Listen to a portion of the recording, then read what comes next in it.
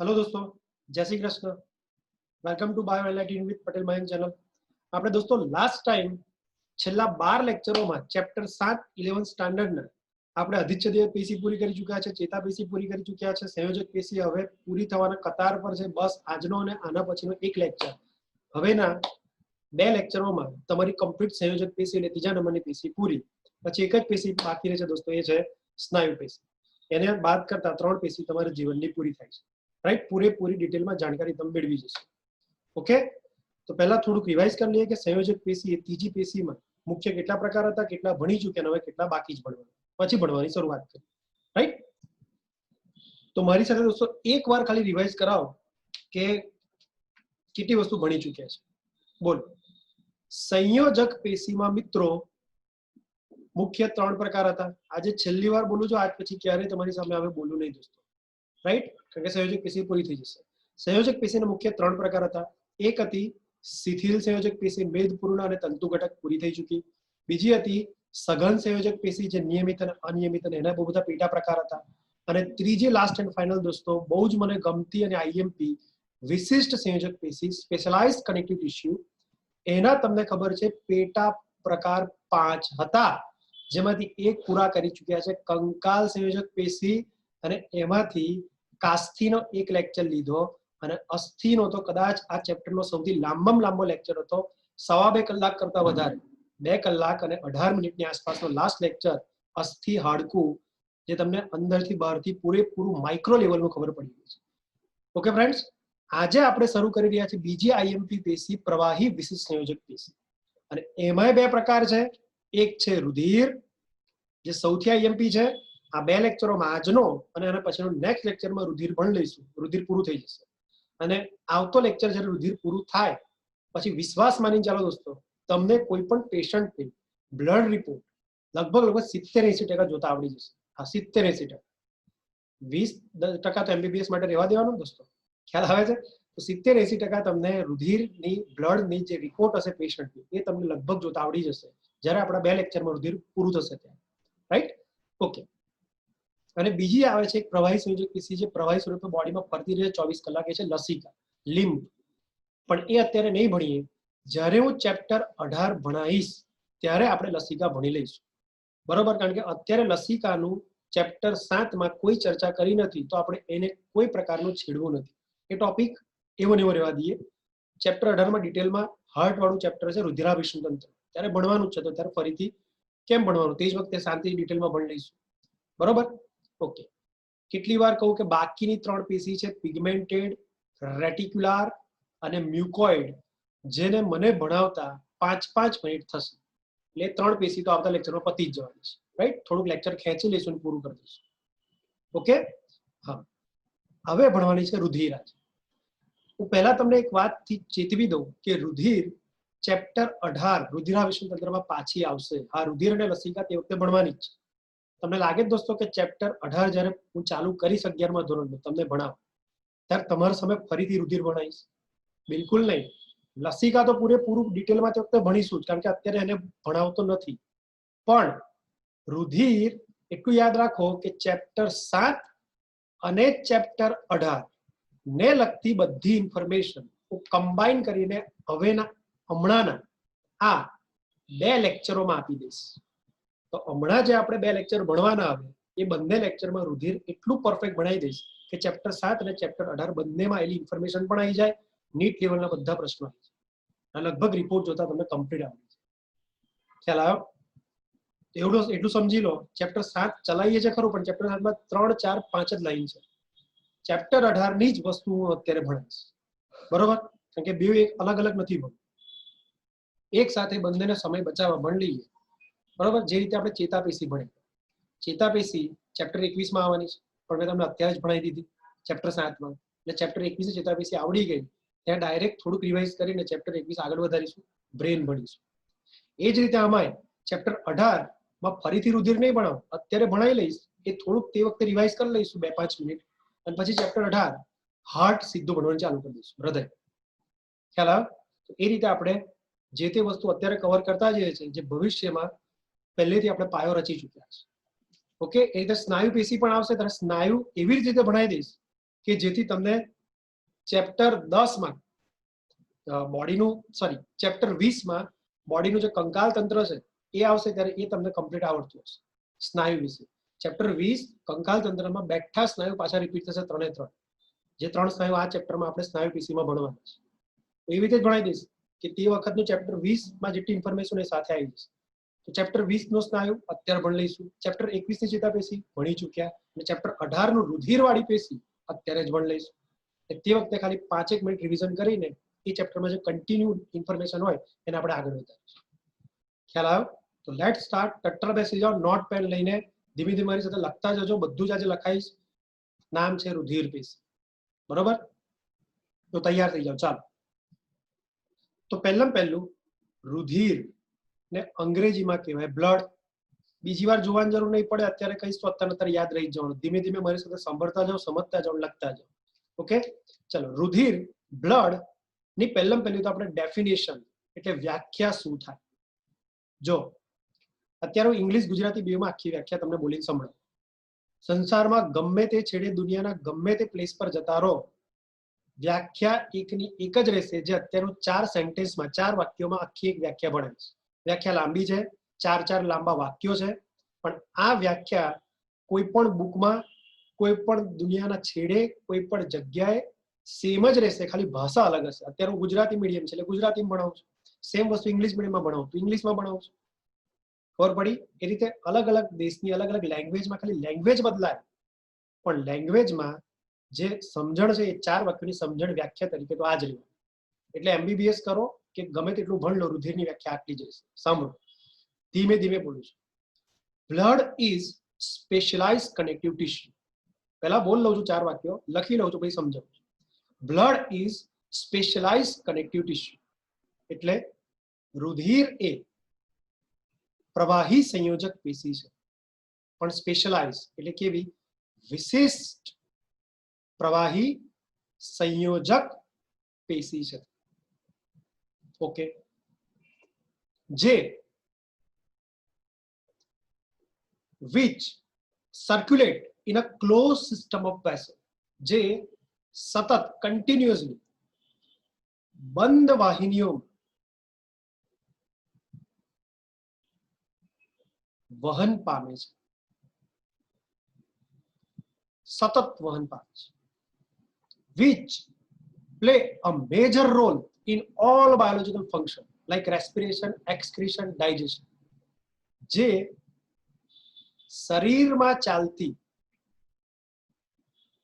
બધી જ જૈવ રાસાયણિક પ્રક્રિયાઓમાં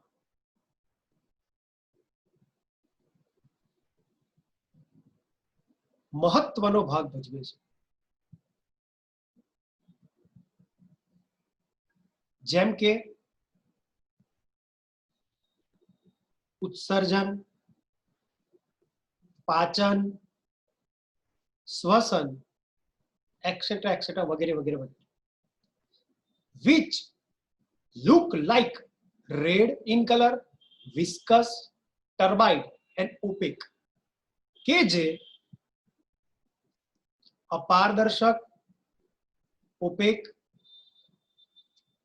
ટર્બાઇડ ડહોળું, વિસ્કસ ચીકણું અને રેડ ઇન કલર લાલ રંગનું ભાસે છે. ભૂલ ના કરતા, ભાસે છે નહીં, ભાસે છે. ભાસે એટલે લાગે છે. ખ્યાલ આવ્યો? બસ, મેં વચન આપ્યું હતું 4 વાક્યો ઇંગ્લિશ ગુજરાતી બોલીશ એટલે વ્યાખ્યા પૂરી. ચલો ફરી એકવાર શાંતિથી સમજાવું. Blood is specialized connective tissue which are flow or circulate continuously in a closed system of vessel, which are play a major role in all biological function like respiration, digestion, excretion, which are look like opaque, turbid, viscous and red in color. બહુ perfect, એકદમ સ્પષ્ટ speech સાથે મેં તમને ઇંગ્લિશમાં વ્યાખ્યા બોલી. તમને વિશ્વાસ આવી ગયો? બધું સમજ પડી? થોડી થોડી ને ખબર પડી કે ખાલી લેંગ્વેજ ચેન્જ થાય છે, બીજું કશું જ નથી. માત્ર ઇંગ્લિશ એક લેંગ્વેજ છે, સમજ બધી જ પડી અત્યારે બોલ્યો ને તો ખ્યાલ આવ્યો? કશું નહીં, અત્યારે ગુજરાતી બોલો ત્યારે ગુજરાતી સમજ પડે, જ્યારે ઇંગ્લિશમાં તમે સમજવાનું ટ્રાય કરો તો ઇંગ્લિશમાં સમજ પડે. ચાલો ગુજરાતી બોલીશ અને સમજો. રુધિર એ વિશિષ્ટ પ્રકારની પ્રવાહી સંયોજક પેશી છે. ખબર છે કે એક પ્રકારની આ ત્રીજો પ્રકાર છે સંયોજક પેશીનો, વિશિષ્ટ સંયોજક પેશી, અને એ પણ પ્રવાહી સ્વરૂપે છે. બોડીમાં યાદ રાખજો, પ્રશ્ન પૂછાય છે કેટલી વાર, બોડીમાં બધી જ પેશી ઘન સ્વરૂપે છે અને એક જગ્યાએ સ્થિર છે, સ્ટેડી છે. પણ એકમાત્ર આ બે પેશી એવી છે, એક રુધિર અને બીજી એક લસિકા, જે બોડીમાં એક જગ્યાએથી બીજી જગ્યાએ જઈ શકે છે. મોબાઈલ ટિશ્યુ છે, એટલે વન પ્લેસ થી અધર પ્લેસ પર જઈ શકે છે અને પાછી પ્રવાહી સ્વરૂપે છે. એટલે મેં કીધું મોબાઈલ ટિશ્યુ પ્લસ લિક્વિડ ફોર્મમાં ટિશ્યુ, પ્રવાહી સ્વરૂપે રહેલી ટિશ્યુ અને એક જગ્યાએથી બીજી જગ્યાએ જઈ શકતી ટિશ્યુ છે. ખ્યાલ આવ્યો? આનું પ્રવાહી, આના કોષો બધી આખી વાહિનીઓમાં સતત વહેતા હોય છે. એટલે કીધું કે સતત બંધ પ્રકારની વાહિનીઓમાં ધમની અને શિરા નામની રુધિર વાહિનીઓમાં સતત વહેતી રહે છે. હવે વંદો ભણાવીશ, એમાં કોઈ ધમની શિરા કશું નહીં હોય. આ ચેપ્ટરમાં જ્યારે વંદો ચાલુ કરીશું ત્યારે વંદો દેખાડીશ, ત્યારે જ્યારે તમને એમને ડિસેક્શન શીખવાડીશ તો વંદોને આપણે ડિસેક્ટ કરીશું, એને ખોલીશું, તો અંદર તો લોહીનો દરિયો હશે. એનો અર્થ કે બધા રુધિરાભિસરણ તંત્ર, પાચન તંત્ર, શ્વસન તંત્ર, ઉત્સર્જન તંત્ર, પ્રજનન તંત્ર, બધા બોડીની સિસ્ટમ, ઓર્ગેન, અંગો, તંત્રો વંદામાં, બોડીમાં, દેહ ગુહામાં, રુધિરમાં તરતા હશે. એટલે આખી બોડીમાં ખુલ્લે આમ રુધિર ફરતું હોય, વાહિનીઓમાં ના ફરતું. એટલે વંદા જેવા સંધિપાત સજીવોમાં ભણાઈશ તારા ડિટેલમાં કહીશ, ખુલ્લું રુધિરાભિસરણ તંત્ર જોવા, કોઈ વાહિની નહીં, કોઈ ધમની નહીં, કોઈ શિરા નહીં, કોઈ વાહિનીઓ ના ફરે, ખુલ્લે આમ રુધિર આખું ફરે અને બધા અંગો અંદર તરે. પણ દોસ્તો આપણામાં બંધ પ્રકારનું રુધિરાભિસરણ તંત્ર છે. આપણામાં ખુલ્લે આમ રુધિર નહીં ફરે. એક સિસ્ટમ છે પ્રોપર, હૃદયમાંથી વાહિનીઓમાં જાય, વાહિનીઓમાંથી અંગો અને કોષોમાં જાય, અને પાછા અંગો અને કોષોમાંથી વાહિનીઓમાં, વાહિનીઓમાંથી પાછું હૃદય. એ પ્રોપર ધમની શિરા નામની રુધિર વાહિનીઓમાં જ આ લોકો ફરફર કરે. પ્રોપર સિસ્ટમ છે. ગમે તેમ ગમે તારે બધી વસ્તુ જઈને તઈ ફરતી નથી. ખ્યાલ આવ્યો? એટલે આપણામાં બંધ પ્રકારનું રુધિરાભિસરણ તંત્ર છે. એટલે બંધ પ્રકારની ધમની શિરા જેવી રુધિર વાહિનીઓમાં રુધિર ફરે છે. તો બીજું વાક્ય આવડી ગયું. ત્રીજું વાક્ય, શરીરમાં ચાલતી બધી જ જૈવરાસાયણિક પ્રક્રિયા. દોસ્તો નોટ અ સિંગલ પ્રોસેસ. બોડીમાં એક એવી પ્રોસેસ બતાવી દો જે લોહી વગર થઈ જાય. તમે જેટલું બને છે બાયોલોજી ભણશો ને, તમે માનીને ચાલો બધી પ્રોસેસમાં લોહીનો તો રોલ હશે ને હશે જ. ખ્યાલ આવે છે? લાઈક સમજાવો, માન લો કે મેં ખાધું, તો ખાધેલું તો પચી ગયું, પચેલું પાચન માર્ગમાં પડ્યું છે, અત્યારે આંતરડામાં પડ્યું છે. અમારા હાથના કોષને ન્યુટ્રિશન જોઈએ છે, પોષણ જોઈએ છે. તો મારા હાથના કોષને પોષક તત્વો જોઈએ છે, અને પોષક તત્વો પડ્યા છે પચીને મારા પાચન માર્ગમાં, આંતરડામાં. તો આંતરડાથી પચેલા ખોરાકને, પોષક તત્વોને હાથના કોષ સુધી લાવવા હોય તો રુધિર વાહિનીનું રુધિર જ લઈને આવશે. તો પાચનમાં રોલ કર્યો કે ના કર્યો? પોષક તત્વોના વહનમાં. નંબર 2, માન લો કે આ કોષ આખો દિવસ કામ કરે તો ઉત્સર્ગ દ્રવ્યો બનાવે, નકામો કચરો બનાવે, યુરિયા, યુરિક એસિડ, એમોનિયા જેવો. હવે એ કચરો કોષોમાં પડી રહે તો કોષ તો બગડી જાય. એટલે કોષ એ કચરાને બહાર કાઢી નાખે, કિડની નાલ દે, અને કિડની એનાથી યુરિન બનાવે, મૂત્ર બનાવે, અને મૂત્ર અથવા યુરિનને બહાર કાઢી નાખીએ આપણે, ગંદા કચરાને. એટલે ભાઈ કોષ, હાથના કોષ પાસે ગંદા દ્રવ્યો બને, ઉત્સર્ગ દ્રવ્યો, અને એને લઈ જવાના છે કિડનીમાં મૂત્ર બનાવે. તો હાથના કોષ અને કિડની કેટલી બધી દૂર છે. હાથના કોષ પાસે જે ઉત્સર્ગ દ્રવ્યો બન્યા, એને ઉત્સર્ગ દ્રવ્યોને કિડની સુધી લઈ જવા હોય તો કોણ રોલ ભજવશે? રુધિર. તો રુધિર ઉત્સર્જનમાં પણ ભાગ ભજવે કે ના ભજવે? એવી રીતે દોસ્તો મારા કોષને ઓક્સિજન જોઈએ છે, તો આપણે હવાના માધ્યમથી ઓક્સિજન લીધો, પણ એ તો ફેફસા સુધી આવે. હવે ફેફસાથી મારા હાથના કોષને ઓક્સિજન કેવી રીતે આવવાનું? તો ફેફસાથી હાથના કોષ સુધી ઓક્સિજન લાવે રુધિર. એ જ રુધિર કોષ પાસે જે બનેલો CO2 છે, ઉત્સર્ગ દ્રવ્ય, એ CO2 ને લઈ જશે કોષ પાસેથી ફેફસા પાસે, ફેફસા પાસેથી પછી આપણે ઉચ્છ્વાસમાં કાઢી નાખીશું. તો O2 CO2 નું શ્વસનમાં આપણને રોલ ભજવે કે ના ભજવે? આ દોસ્તો 3 કીધા મેં, આટલો ટાઈમ નથી એટલે. બાકી આપણે જેમ જેમ આગળ ભણીશું એમ બધી પ્રોસેસમાં લોહી જોઈએ. તો બોડીમાં ચાલતી બધી જ બાયોલોજીકલ પ્રોસેસ, જૈવ રાસાયણિક પ્રક્રિયાઓ રુધિર મહત્વનો ભાગ ભજવે જ છે. Like respiration, excretion, digestion, all biological function. ખ્યાલ આવ્યો? તો 3 વાક્યો કમ્પ્લીટ થયા. ઓકે. નંબર 4, છેલ્લું વાક્ય, રુધિર કેવું હોય? પાણી જેવું હોય? બિલકુલ નહીં. આપણું રુધિર, હા, બંધારણ રુધિર પાણી જેવું હોય, બતાવીશ રંગવિહીન હોય, પણ આપણું રુધિર લાલ રંગનું હોય, એટલે look like a red in colour, લાલ રંગનું કલર લાગે છે. નંબર 2, કેવું હોય? પાણી જેવું ના હોય, પાણી કરતા થોડું જાડું હોય, વિસ્કસ હોય, ચીકણું હોય. વિસ્કસ એટલે ચીકણું હોય. ખબર તમને કોઈ જગ્યાએ ઇન્જરી થાય, લોહી નીકળે તો એ સ્ટીકી હોય, થોડું ચોંટેલું હોય. તો લોહી એટલે ચોંટે છે કે થોડુંક વિસ્કસ છે, થોડું ચીકણું છે. રુધિરને આરપાર ના દેખી શકે. ખ્યાલ આવે? કારણ કે લાલ રંગનું છે ને, અંદર રુધિરના કણો હોય ને બીજું બધું મટીરિયલ હોય જે અત્યારે ભણાય છે, એટલે રુધિરમાં આરપાર ના દેખાય, એટલે અપારદર્શક છે. અને કોઈ પણ વસ્તુ અપારદર્શક હોય એ થોડી ડોહળી દેખાય, થોડી ટર્બાઇડ દેખાય. તો ઓપેક એટલે અપારદર્શક, ડોહળું એટલે ટર્બાઇડ, લાલ રંગનું એટલે રેડિન કલર, અને વિસ્કસ એટલે થોડું ચીકણું છે. ધેટ્સ ઇટ, આવડી ગયું. ચલો મારી સાથે એકવાર બોલો ફટાફટ દોસ્તો. રુધિર એ વિશિષ્ટ પ્રવાહી સંયોજક પેશી છે જે બંધ પ્રકારની વાહિનીઓમાં સતત વહન પામે છે, જેમ કે ધમની અને શિરા, કે જે શરીરમાં ચાલતી બધી જ જીવરાશિની પ્રક્રિયામાં મહત્વનો ભાગ ભજવે છે, જેમ કે શ્વસન, પાચન, ઉત્સર્જન. અને છેલ્લી વાત, કે જે શરીરમાં કે જે અપારદર્શક, ડોહળું, ચીકણું અને લાલ રંગનું ભાસે છે. That's it, complete. ઓકે, તો મારું વચન પહેલું પૂરું, કે ડેફિનેશન, વ્યાખ્યા શીખવાડું. હવે નંબર 2, સર રુધિરમાં હોય શું? ચલો એ જોઈ લે કે રુધિરમાં કઈ કઈ વસ્તુ હોય. જોજો, મારી સાથે ચાર્ટ બનાવતા જાઓ. રુધિરમાં મુખ્ય 2 વસ્તુઓ હોય. એક, પ્રવાહી વાળો ભાગ, એને કહેવાય પ્લાઝમા, બ્લડ પ્લાઝમા, જે આખો આજનો લેક્ચર લઈ જશે. તમને તમારી ભાષામાં કહું તો રુધિર રસ. અને બીજું છે સોલિડ મટીરિયલ હોય, સોલિડ મટીરિયલ, જેને કહેવાય બ્લડ કોર્પસલ. હવે બહુ જ બધી વાર આ લોહી ભણાઈશ, રુધિર ભણાઈશ આ 2 લેક્ચરોમાં, ત્યારે આ વર્ડ કોમન આયા જ કરશે. કોર્પસલ, કોર્પસલ એટલે લખી જ રાખજો કણિકા, એટલે કણ સ્વરૂપે રહેલા જે બી મટીરિયલ છે રુધિરમાં, એને કીધું બ્લડ કોર્પસલ. ખબર પડી? રુધિર કણો, બ્લડ એટલે રુધિર અને કોર્પસલ એટલે કણિકા અથવા કણ, રુધિર કણો. તો રુધિર કણો દોસ્તો 3 પ્રકારના હોય. ખબર જ છે, 8, 9, 10 માં થોડું ભણ્યા જ છો. 3 પ્રકારના રુધિર કણ હોય. નંબર 1, રક્તકણ. નંબર 2, શ્વેતકણ. નંબર 3, રક્તકણિકા. બરોબર? રક્તકણનું બીજું નામ રેડ બ્લડ સેલ અથવા લાલ રુધિર કણ અથવા RBC, રેડ બ્લડ સેલ.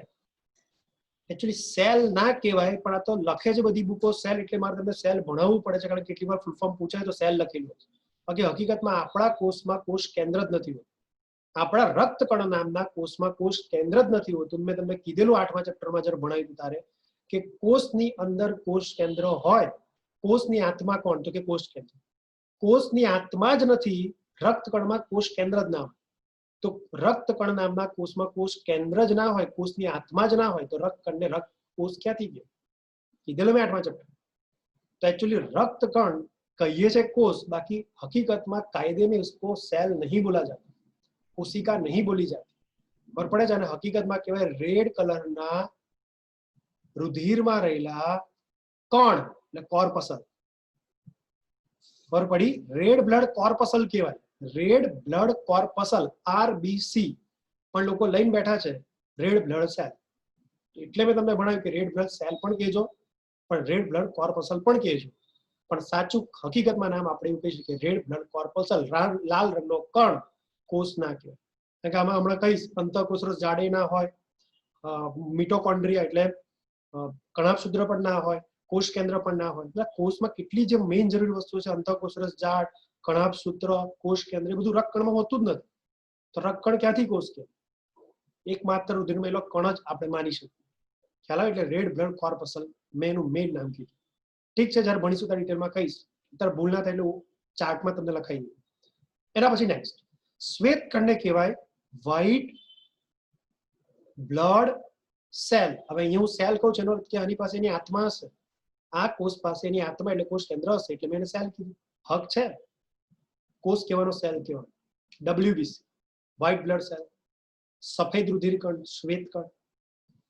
રક્ત કણિકાના બહુ બધા નામ છે. પ્લેટલેટ અથવા થ્રોમ્બોસાઇટ, થ્રોમ્બોસાઇટ અથવા ત્રાક કણ.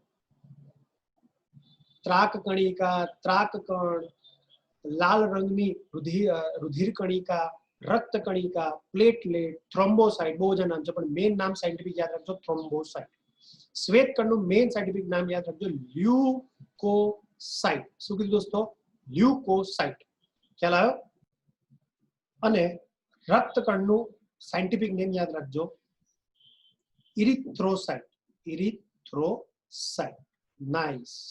ઇરિથ્રોસાઇટ રક્તકણનું મેઇન નામ, લ્યુકોસાઇટ શ્વેતકણનું મેઇન નામ, અને થ્રોમ્બોસાઇટ રક્ત કણિકાનું મેઇન. જ્યારે ભણીશું ત્યારે બધું લખાઈશ, સમજાઈશ. અત્યારે ખાલી ચાર્ટમાં મેઇન લખાઈ દીધું. કાયમ ચાર્ટ વાંચો તો ઉપર છેલ્લું તમને ખબર પડી જાય. બરોબર? ઓકે. શ્વેત કણ પાછા બે પ્રકારના હશે. અત્યારે ખાલી લખી રાખો, મગજ પર ના લેશો. નેક્સ્ટ લેક્ચરમાં શ્વેત કણ ભણીશું ત્યારે ડિટેલમાં ભણીશું. શ્વેત કણ બે પ્રકારના હોય. એક કણિકામય અને બીજા કણિકાવિહીન. ખબર પડી? કણિકામય એટલે ગ્રેન્યુલોસાઇટ. ગ્રેન્યુલ એટલે કણિકા, ગ્રેન્યુલોસાઇટ. અને કણિકાવિહીન એટલે એ ગ્રેન્યુલોસાઇટ. એ કશું નહીં. કણિકામય શ્વેત કણ ત્રણ પ્રકારના હોય, જેના કોષ રસમાં કણિકા હશે એટલે કીધું કણિકામય. ખ્યાલ આવે? એક નામ છે ન્યુટ્રોફિલ્સ. ન્યુટ્રોફિલ્સ એના બહુ બધા નામ છે, જ્યારે ભણીશું ત્યારે કહીશ. બીજું છે ઇઓસિનોફિલ્સ અને ત્રીજું છે બેઝોફિલ્સ. ખબર પડી? ત્રણ એવા કોષ કીધા જેની પાછળ ફિલ્સ ફિલ્સ ફિલ્સ લાગે, જેની કોષ રસમાં કણિકા હોય. એટલે આ ત્રણ શ્વેત કણ કણિકામય શ્વેત કણ. કયા કયા કણિકામય શ્વેત કણ ત્રણ કીધા? ન્યુટ્રોફિલ્સ, બેઝોફિલ્સ, એસિડોફિલ્સ અથવા ઇઓસિનોફિલ્સ. ઇઓસિનોફિલ્સ અથવા એસિડોફિલ્સ, બેઝોફિલ્સ અને ત્રીજો ન્યુટ્રોફિલ્સ. એ રીતે એ ગ્રેન્યુલોસાઇટમાં સમજ પડી ગઈ કે કણિકા નહીં હોય. આ જે હું બે કોષ હવે કહેવાનું, એ બે કોષોમાં કોષ રસમાં કણિકા નહીં હોય એટલે કીધું કણિકા વિહીન શ્વેત કણ. એક છે લિમ્ફોસાઇટ. લિમ્ફોસાઇટ એટલે લસિકા કણ. અને એક છે મોનોસાઇટ એટલે એક કેન્દ્રી કણ. ખબર પડી? અહીંયા લખી રાખું છું. મોનોસાઇટ એટલે શું? એક કેન્દ્રી કણ. અને લિમ્ફોસાઇટ એટલે શું? તો કે લસિકા કણ. બે પ્રકારના લસિકા કણ હું ભણાવીશ. એક ટી લસિકા કણ અને બીજા બી લસિકા કણ. ટી કોષો અને બીજા બી કોષો. બરાબર? આ આપણે ભણીશું. એટલે અહીંયા લિમ્ફોસાઇટ નું ગુજરાતી નામ લસિકા કણ લખી રાખો. એ મને જગ્યા નથી એટલે નથી લખતો. લિમ્ફોસાઇટ નું ગુજરાતી નામ લસિકા કણ લખો. બે પ્રકારના, બી લસિકા કણ, ટી લસિકા કણ. અને મોનોસાઇટ નું ગુજરાતી નામ લખો એક કેન્દ્રી કણ. બરોબર? આ તમારો સરસ એકદમ વ્યવસ્થિત ચાર્ટ થઈ ગયો. બસ રુધિરમાં આટલી વસ્તુ જ હોય, અંતિ બહારની કશી ના હોય. આટલી વસ્તુ ભણો રુધિરમાં. મારી સાથે બે લેક્ચર મને રુધિર પૂરું. એની બહાર કોઈ રિસર્ચ જ નથી. ખ્યાલ આવ્યો? બધી વસ્તુ તમે જાણી લેશો. ઓકે? તો ચાલો વ્યવસ્થિત તમે ડ્રો કરી દો અને સ્ક્રીનશોટ પણ લઈ લો. હજુ એકવાર રિવાઇઝ કરી દો. ચલો ફટાફટ બોલો. રુધિરમાં કેટલી વસ્તુ હશે? બે વસ્તુ. એક રુધિર રસ, જે આજે આખો લેક્ચર આપણે ભણીશું. બરોબર? ઓકે. નેક્સ્ટ લેક્ચરમાં આવશે રુધિરના કણો. રુધિર રસને છોડ દો, પ્રવાહી ભાગ રુધિરનો છોડ દો, તો રુધિરનો ઘન ભાગ, સોલિડ ભાગ, જેને કહીશું રુધિરના કણો. બ્લડ કોર્પસલ. કોર્પસલ એટલે કણ અથવા કણિકા. ત્રણ પ્રકારના રુધિરમાં કણો હોય. એક કીધું રક્તકણ, ઇરિથ્રોસાઇટ. બીજા કીધું શ્વેત કણ, લ્યુકોસાઇટ. અને ત્રીજું કીધું રક્ત કણિકા, થ્રોમ્બોસાઇટ અથવા પ્લેટલેટ. રક્તકણમાં કોષ કેન્દ્ર ના હોય, રક્ત કણિકામાં કોષ કેન્દ્ર ના હોય, એટલે બે કણ સમાન છે. પણ શ્વેત કણમાં કોષ કેન્દ્ર હોય એટલે એને ખરેખર કોષ કહેવાનો હક છે. બરોબર? આરબીસી, ડબ્લ્યુબીસી અને પ્લેટલેટ. ત્રાકકણ અથવા રક્તકણિકા. રક્તકણના કોઈ પ્રકાર નથી, રક્ત કણિકાના કોઈ પ્રકાર નથી. પણ શ્વેત કણના 5 પ્રકાર છે. શ્વેત કણ 5 પ્રકારના હોય. 3 શ્વેત કણમાં કણિકા હોય એટલે 3 શ્વેત કણને કહેવાય કણિકામય. અને 2 શ્વેત કણમાં કણિકા ના હોય એટલે એને કહેવાય કણિકા વિહીન શ્વેત કણ. મેં શું કીધું? 5 શ્વેત કણ હોય. એક ન્યુટ્રોફિલ્સ, બીજું એસિડોફિલ્સ અથવા ઇઓસિનોફિલ્સ, ત્રીજું બેઝોફિલ્સ. ત્રણ કોષના કોષ રસમાં કણિકા છે, એટલે આ 3 શ્વેતકણને મેં કીધું, 3 પ્રકારના શ્વેતકણને મેં કીધું કણિકામય. બચેલા 2, 4 અને 5 માં પ્રકારના શ્વેતકણમાં કણિકા નથી હોતી, એટલે એને કીધું કણિકા વિહીન. પહેલો લસિકાકણ લિમ્ફોસાઇટ અને બીજું મોનોસાઇટ એક કેન્દ્રિય. લિમ્ફોસાઇટ, બી લિમ્ફોસાઇટ અને ટી લિમ્ફોસાઇટ, બી લસિકાકણ ટી લસિકાકણ એમ 2 પ્રકારના હોય, જે મેં તમને નીચે ચાર્ટમાં લખાવડાવ્યું. આટલું કમ્પ્લીટ મેં બીજી વાર રિવિઝન કરાવ્યું. આટલું કમ્પ્લીટ હોય તો કોઈ ભૂલ નથી, પરફેક્શન છે. બરોબર, એકવાર ફરીથી ચેક કરી લેજો તમારી. બરોબર, કે બ્લડમાં રુધિર રસ એટલે પ્લાઝમા અને બ્લડ કોર્પસ એટલે રુધિરના કણો હોય. 3 પ્રકારના કણો: એરિથ્રોસાઇટ રક્તકણ, લ્યુકોસાઇટ શ્વેતકણ, થ્રોમ્બોસાઇટ રક્તકણિકા, લ્યુકોસાઇટ એ ગ્રેન્યુલોસાઇટ એટલે કણિકા વિહીન, ગ્રેન્યુલોસાઇટ એટલે કણિકામય, ઇઓસિનોફિલ્સ, બેઝોફિલ્સ, ન્યુટ્રોફિલ્સ કણિકા હોય, મોનોસાઇટ, લિમ્ફોસાઇટ કણિકા ના હોય. કેટલી વાર કહું દોસ્તો? બસ પત્યું. તો બીજો નંબર ચાર્ટ પત્યો. પહેલો નંબર વ્યાખ્યા પતી. બરોબર, તો વ્યાખ્યા લખી મારી સાથે, ચાર્ટ લખ્યો મારી સાથે. હવે નંબર 3 સાંભળજો જે કહું એ ધ્યાનથી.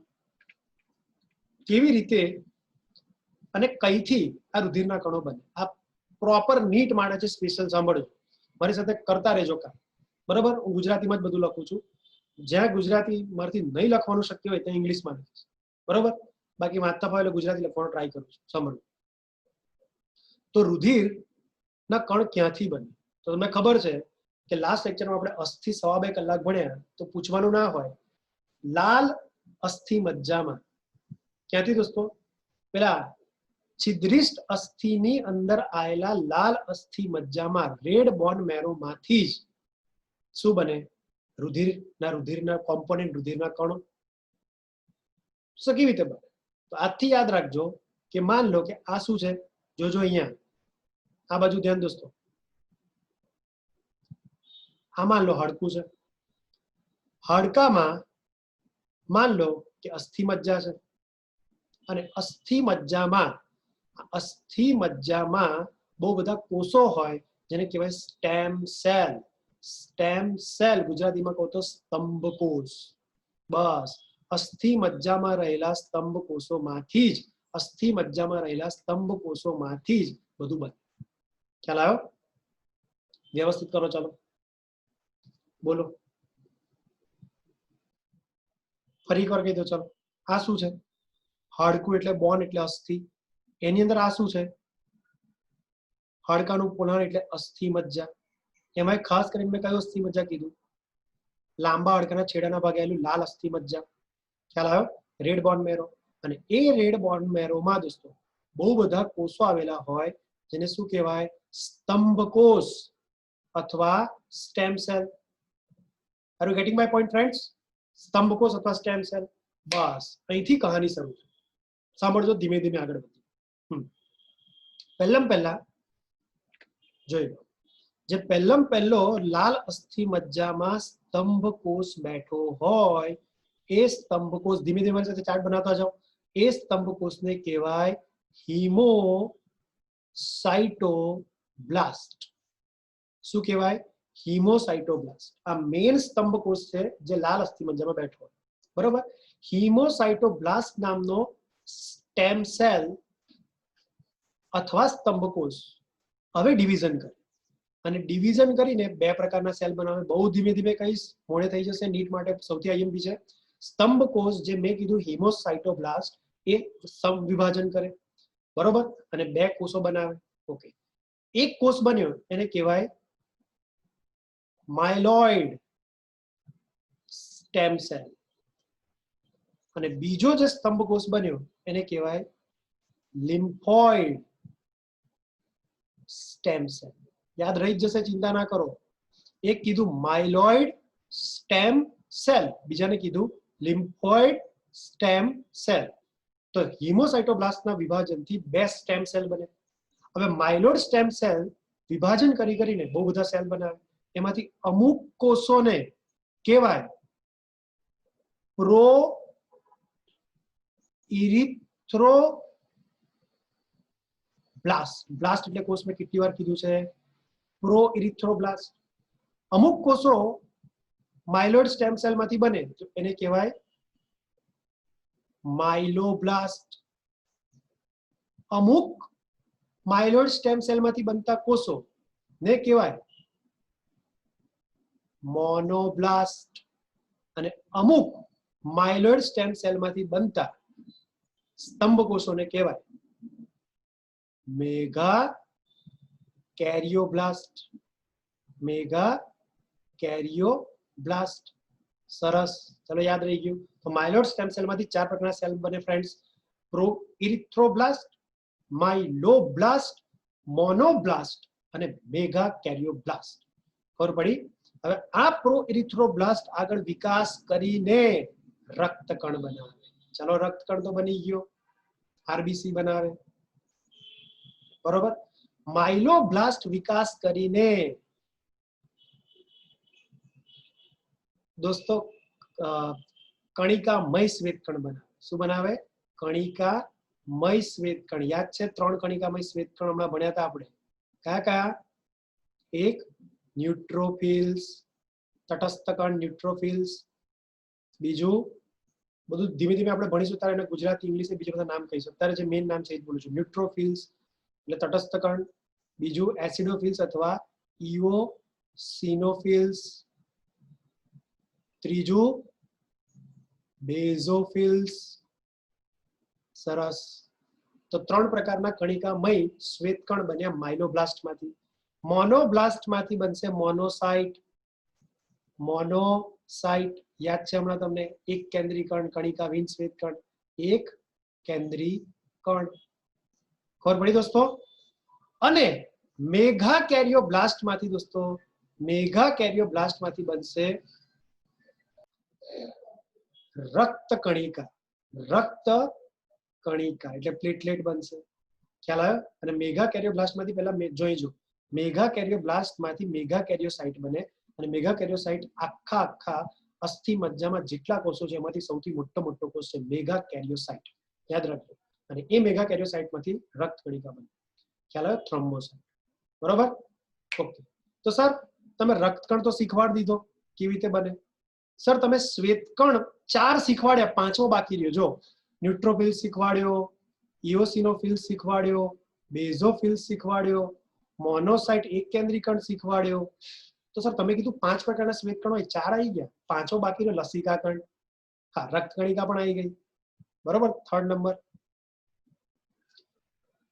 બરોબર? શ્વેતકણ આવી ગયા, રક્તકણ આવી ગયા, રક્તકણિકા આવી ગઈ. પણ શ્વેતકણમાં 5 પ્રકારમાંથી 4 આવી ગયા, એક બાકી રહ્યો લસિકાકણ. તો બસ એ જે છેલ્લો 5મો લસિકાકણ બાકી રહ્યો ને દોસ્તો, લિમ્ફોસાઇટ, એ ક્યાંથી બનશે? લિમ્ફોઇડ સ્ટેમ સેલ આગળ વિકાસ કરશે અને બનાવશે લિમ્ફોસાઇટ. શું બનાવશે? લિમ્ફોસાઇટ. ખબર પડી? લિમ્ફોસાઇટ એટલે લસિકાકણ. અને મેં તમને કીધું 12મામાં ડિટેલમાં ભણાવીશ રોગોવાળા 8મા ચેપ્ટરમાં કે લસિકાકણ 2 પ્રકારના હોય, એક ટી લસિકાકણ અને એક ડી લસિકાકણ.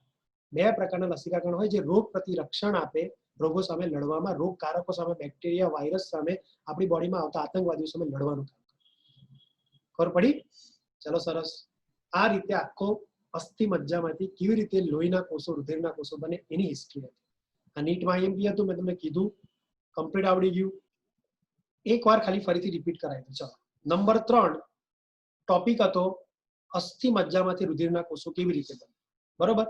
ચાલો જોઈ લો ફટાફટ. સ્ટેમ સેલ એટલે એક પ્રકારના સ્તંભ કોષો જે લાલ અસ્થિ મજ્જામાં બેઠા હોય. એ હાડકાના પોલાણ લાલ અસ્થિ મજ્જામાં બેઠેલા સ્ટેમ સેલ માંથી સૌથી મેઇન પહેલો સ્ટેમ સેલ હોય હિમોસાઇટોબ્લાસ્ટ. એને વિભાજન કરીને 2 પ્રકારના સ્ટેમ સેલ બનાવ્યા, માઇલોઇડ અને બીજો લિમ્ફોઇડ. માઇલોઇડ માંથી મોટા ભાગના રુધિરના કણ બને અને લિમ્ફોઇડ માંથી લસિકાકણ નામનો શ્વેતકણ. ઓકે. માઇલોઇડ પાછા વિભાજન કરીને અલગ અલગ પ્રકારના સેલ બને. એમાંથી અમુકને કહેવાય પ્રો ઇરિથ્રોબ્લાસ્ટ જેમાંથી રક્તકણ બનશે. અમુકને કહેવાય માઇલોબ્લાસ્ટ જેમાંથી ઇઓસિનોફિલ્સ, બેઝોફિલ્સ, ન્યુટ્રોફિલ્સ બનશે. અમુકને કહેવાય મોનોબ્લાસ્ટ જેમાંથી બનશે એક કેન્દ્રીકણ. અમુકને કહેવાય મેગા કેરિયોબ્લાસ્ટ જેમાંથી મેગા કેરિયોસાઇટ બનશે ને એમાંથી રક્તકણિકા બનશે, પ્લેટલેટ. અને લિમ્ફોઇડ સ્ટેમ સેલ માંથી લિમ્ફોસાઇટ બનશે લસિકાકણ. અને એ લસિકાકણ બે પ્રકારના, એક ટી લસિકાકણ નામનો શ્વેતકણ ને બીજું બી લસિકાકણ નામનો શ્વેતકણ. થઈ ગયું? થઈ ગયા બધા રુધિરના કણ આવી ગયા. ઓકે, ચલો સરસ. તો ત્રીજો નંબર સ્ક્રીનશોટ લઈ લો ચલો ફટાફટ. Okay nice. આગળ હવે ચોથો નંબર, મેઇન મુદ્દા પર હવે આવીએ કે સર તમે ક્યારના કહો છો કે રુધિરમાં આટલી વસ્તુ હોય, એને છૂટી કેવી રીતે પડે, અલગ કેવી રીતે કરશો સર? તો ચલો એ સમજાવું, સાંભળજો મને. દેખો, માન લો કે મેં એક ટેસ્ટ ટ્યુબ લીધી, શાંતિથી સાંભળે કરો સ્ટોરી. મેં એક ટેસ્ટ ટ્યુબ લીધી. હવે આ એક ટેસ્ટ ટ્યુબ, સાંભળજો દોસ્તો, એક વ્યક્તિ છે, એ વ્યક્તિના અંદરથી મેં થોડું બ્લડ લીધું, પ્રિક કરીને, નીડલને પ્રિક કરી અંદર, અને એની અંદરથી મેં થોડું લોહી લીધું. માન લો કે હવે એનું જે લોહી લીધું એ અમુક રુધિરને, અમુક ml રુધિરને મેં ટેસ્ટ ટ્યુબમાં લીધું. બરોબર? એક વ્યક્તિના, એક મનુષ્યના, એક યુવાન વ્યક્તિના, અડલ્ટ હ્યુમનના અંદરથી મેં લોહી લીધું અને એ લોહીને મેં ટેસ્ટ ટ્યુબમાં રાખ્યું છે. હવે આવી ટેસ્ટ ટ્યુબને એક સાધન આવે, તમે કોલેજમાં જશો તો જોશો, દરેક ઇન્ડસ્ટ્રીમાં, દરેક કોલેજમાં, લેબમાં હોય છે, એને કહેવાય સેન્ટ્રીફ્યુગેશન. દોસ્તો એ એક એવું સાધન છે જેની અંદર એક સ્ટેન્ડ હોય, ટેસ્ટ ટ્યુબ સ્ટેન્ડ. એ ટેસ્ટ ટ્યુબ સ્ટેન્ડમાં તમારે ટેસ્ટ ટ્યુબને મૂકી દેવાની. બરોબર? આ રીતે બહુ બધી ટેસ્ટ ટ્યુબ મૂકી શકાય, પણ આપણે તો અત્યારે એક જ ટેસ્ટ ટ્યુબની જરૂર છે એટલે બધી ટેસ્ટ ટ્યુબ નથી મૂકતો, સીધી આપણે એક ટેસ્ટ ટ્યુબ મૂકી દઈએ. તો એ જે સ્ટેન્ડ હોય, ટેસ્ટ ટ્યુબ સ્ટેન્ડ, એની અંદર મેં એક ટેસ્ટ ટ્યુબ મૂકી દીધી. સાધનને બહાર એક રેગ્યુલેટર હોય, ત્યાંથી મેં સેટ કરી દીધું કે 1 મિનિટમાં 250 આંટા ફરે, રોટેશન પર મિનિટ. 1 મિનિટમાં 250 રોટેશન ફરે, એટલે 250 આરપીએમ, 250 આરપીએમ 1 મિનિટમાં 250 આંટા ફરે, એવું મેં સેટ કરી દીધું. એટલે આ ચગદોડ જેવું સાધન, સ્ટેન્ડ ટેસ્ટ ટ્યુબ, જેવું હું કરંટ સપ્લાય કરીશ એવું જ ફરવા લાગશે અને 1 મિનિટમાં 250 આંટા ફરી જશે. ખ્યાલ આવે? તો સાંભળજો. જેવી મેં સ્વિચ પાડી, બહારથી રેગ્યુલેટર સેટ કર્યું, પેરામીટર 250 આંટા 1 મિનિટમાં, ચાલુ કરી સ્વિચ, એવું જ આ ટેસ્ટ ટ્યુબને ધારણ કરેલું સ્ટેન્ડ 250 આંટા 1 મિનિટમાં ફરી. બરાબર? 2-4 મિનિટ આવી રીતે મૂકી રાખું તો 250, 250, 250, 250, 250, આવી રીતે 5 મિનિટમાં 5 વાર ફરી જાય. ખ્યાલ આવે? 250 ગુણ્યા 5, સમજ પડી? એટલે 1000 આંટા ફરી જશે. જેવું 1000 આંટા ફરી જાય 5 મિનિટમાં, એવું પછી સ્વિચ બંધ કરો અને એ ટેસ્ટ ટ્યુબને બહાર. તો પહેલા ટેસ્ટ ટ્યુબ કેવી હતી ને પછી ટેસ્ટ ટ્યુબ કેવી છે હું સમજાવું, સાંભળજો. તો પહેલા સર તમે જ્યારે શરૂઆતમાં રુધિર લીધેલું ત્યારે તો બધું મિક્સ હતું, કશું જ અલગ નતું પડતું. રુધિરના રક્તકણ, શ્વેતકણ, રક્તકણિકા અને રુધિર રસ બધું મિક્સ હતું. ઓકે? તમે અલગ અલગ વસ્તુ અલગ અલગ રીતે કેવી રીતે દેખવાની? એક સમય એકનો જ અભ્યાસ થાય, રુધિર રસનો જ અભ્યાસ થાય. આમાં તો બધું ભેગું છે, તેમાં રુધિર રસને અલગ પાડીને કેવી રીતે અભ્યાસ થાય? એના માટે તમારે આને લઈ જવાનું સેન્ટ્રીફ્યુગેશન નામના સાધનમાં, સેન્ટ્રીફ્યુગેશન નામની પ્રક્રિયા કરવા. સેન્ટ્રીફ્યુગલ એક એવો ફોર્સ છે જે, આમાં થોડું ફિઝિક્સ છે, જેવું તમારે ગોલ ફેરવો ને એવું ટેસ્ટ ટ્યુબની અંદર આવો સાયક્લોન વાળો પ્રવાહ રચાય, એકદમ જોરદાર ફોર્સ લાગે, આમ ગોલ ગોલ ફોર્સ લાગે. જેવો આખો અંદર મટીરિયલ બધું એવો ફોર્સ લાગે કે મટીરિયલ બધું અંદર goal goal goal goal goal goal ફરે. અને એ સેન્ટ્રીફ્યુગલ ફોર્સના કારણે, સેન્ટ્રીફ્યુગલ બળના કારણે જે આખું મટીરિયલ 5 મિનિટ લગીને ગોલ ગોલ ફરફર કર્યું છે ને, 250, આ તો મેં ખાલી કીધું 250 આંટા, અલગ અલગ વસ્તુમાં અલગ અલગ આરપીએમ સેટ કરેલા. મેં ખાલી કીધું 1 મિનિટમાં 250 આંટા ફરાય, એવી 5 મિનિટ લગીને ફરાય કરે તો 1000 આંટા ફરાય. એટલું જોરદાર 1000 વાર મટીરિયલ આમ ગોલ કર્યું છે ને કે વધારે ઘનતાવાળા તત્વો નીચે બેસી જાય અને ઓછી ઘનતાવાળા તત્વો ઉપર રહી જાય. તમને ખબર પડી? એટલે અહીં તમે ધ્યાનથી દેખો તો ઉપર શું આવ્યું હશે? સૌથી ઓછી ઘનતાવાળું એટલે પ્રવાહી, એટલે રુધિર રસ હશે. બરોબર? એના પછી શ્વેતકણ અને રક્તકણિકા ઓછી હોય, સૌથી વધારે રક્તકણ હોય, તો વચ્ચે વચ્ચે ઓછા તત્વો રહેશે. ઓછા તત્વો ઇન ધ સેન્સ કે મોટા મોટા ડબ્લ્યુબીસી એટલે શ્વેતકણ અને બહુ જ નાની રક્તકણિકા એટલે પ્લેટલેટ, એ વચ્ચે વચ્ચે રહેશે, કારણ કે ઓછી સંખ્યામાં છે. સૌથી હાઈએસ્ટ સંખ્યામાં છે શું? રક્તકણ. તો એ આરબીસી એટલે રક્તકણ સૌથી વધારે છે. ખબર પડી દોસ્તો? તો સૌથી નીચે રક્તકણ હશે, સૌથી વધારે સંખ્યા હોય તેનું વેટ પણ વધી ગયું, એટલે વેટેજ વધી ગયું, તેની ઘનતા વધી ગઈ તો સૌથી નીચે લોકો હશે.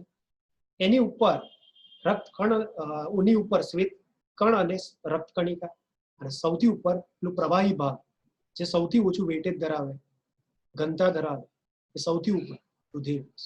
જોઈ શકો છો અહીંયા તમે સૌથી ઉપર રુધિર રસ છે, વચ્ચે લ્યુકોસાઇટ એટલે શ્વેત કણ અને પ્લેટેડ એટલે રક્તકણિકા છે, અને સૌથી નીચે ઇરિથ્રોસાઇટ એટલે શ્વેત કણ છે.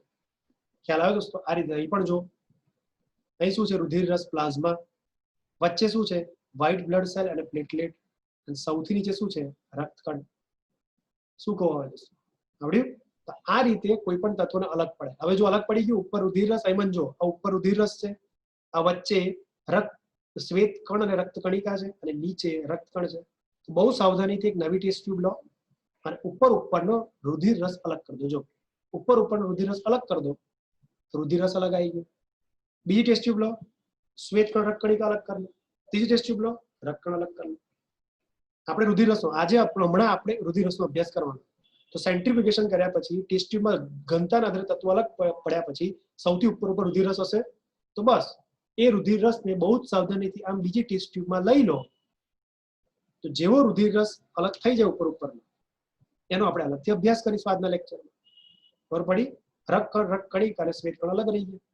આપણે ખાલી રુધિર રસ અલગ લીધો, એનો અભ્યાસ કરીએ. તો આ રીતે રુધિરના તત્વો અલગ પડાય સેન્ટ્રીફ્યુગેશન નામની પદ્ધતિ. તો આ નવો MCQ છે, બરોબર? એ કેવી રીતે અલગ પાડી શકાય.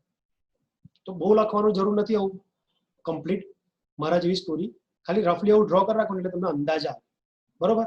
તો આ ચોથો નંબર છે જે આજે હવે રુધિર રસ ભણીશું. ઓકે, હા. અને હવે છેલ્લી વસ્તુ પાંચમી, પછી આપણે રુધિર રસ ભણવાનું ચાલુ. મસ્ત MCQ છે પાંચમો, ધ્યાનથી સાંભળજો મારી. જોજો, થોડું ગણિત છે, સાંભળ્યા કરજો. પહેલા ફિઝિક્સ આવ્યું, હવે ગણિત આવ્યું, સાંભળજો. પછી થોડી વાર પછી કેમિસ્ટ્રી આવશે આમાં.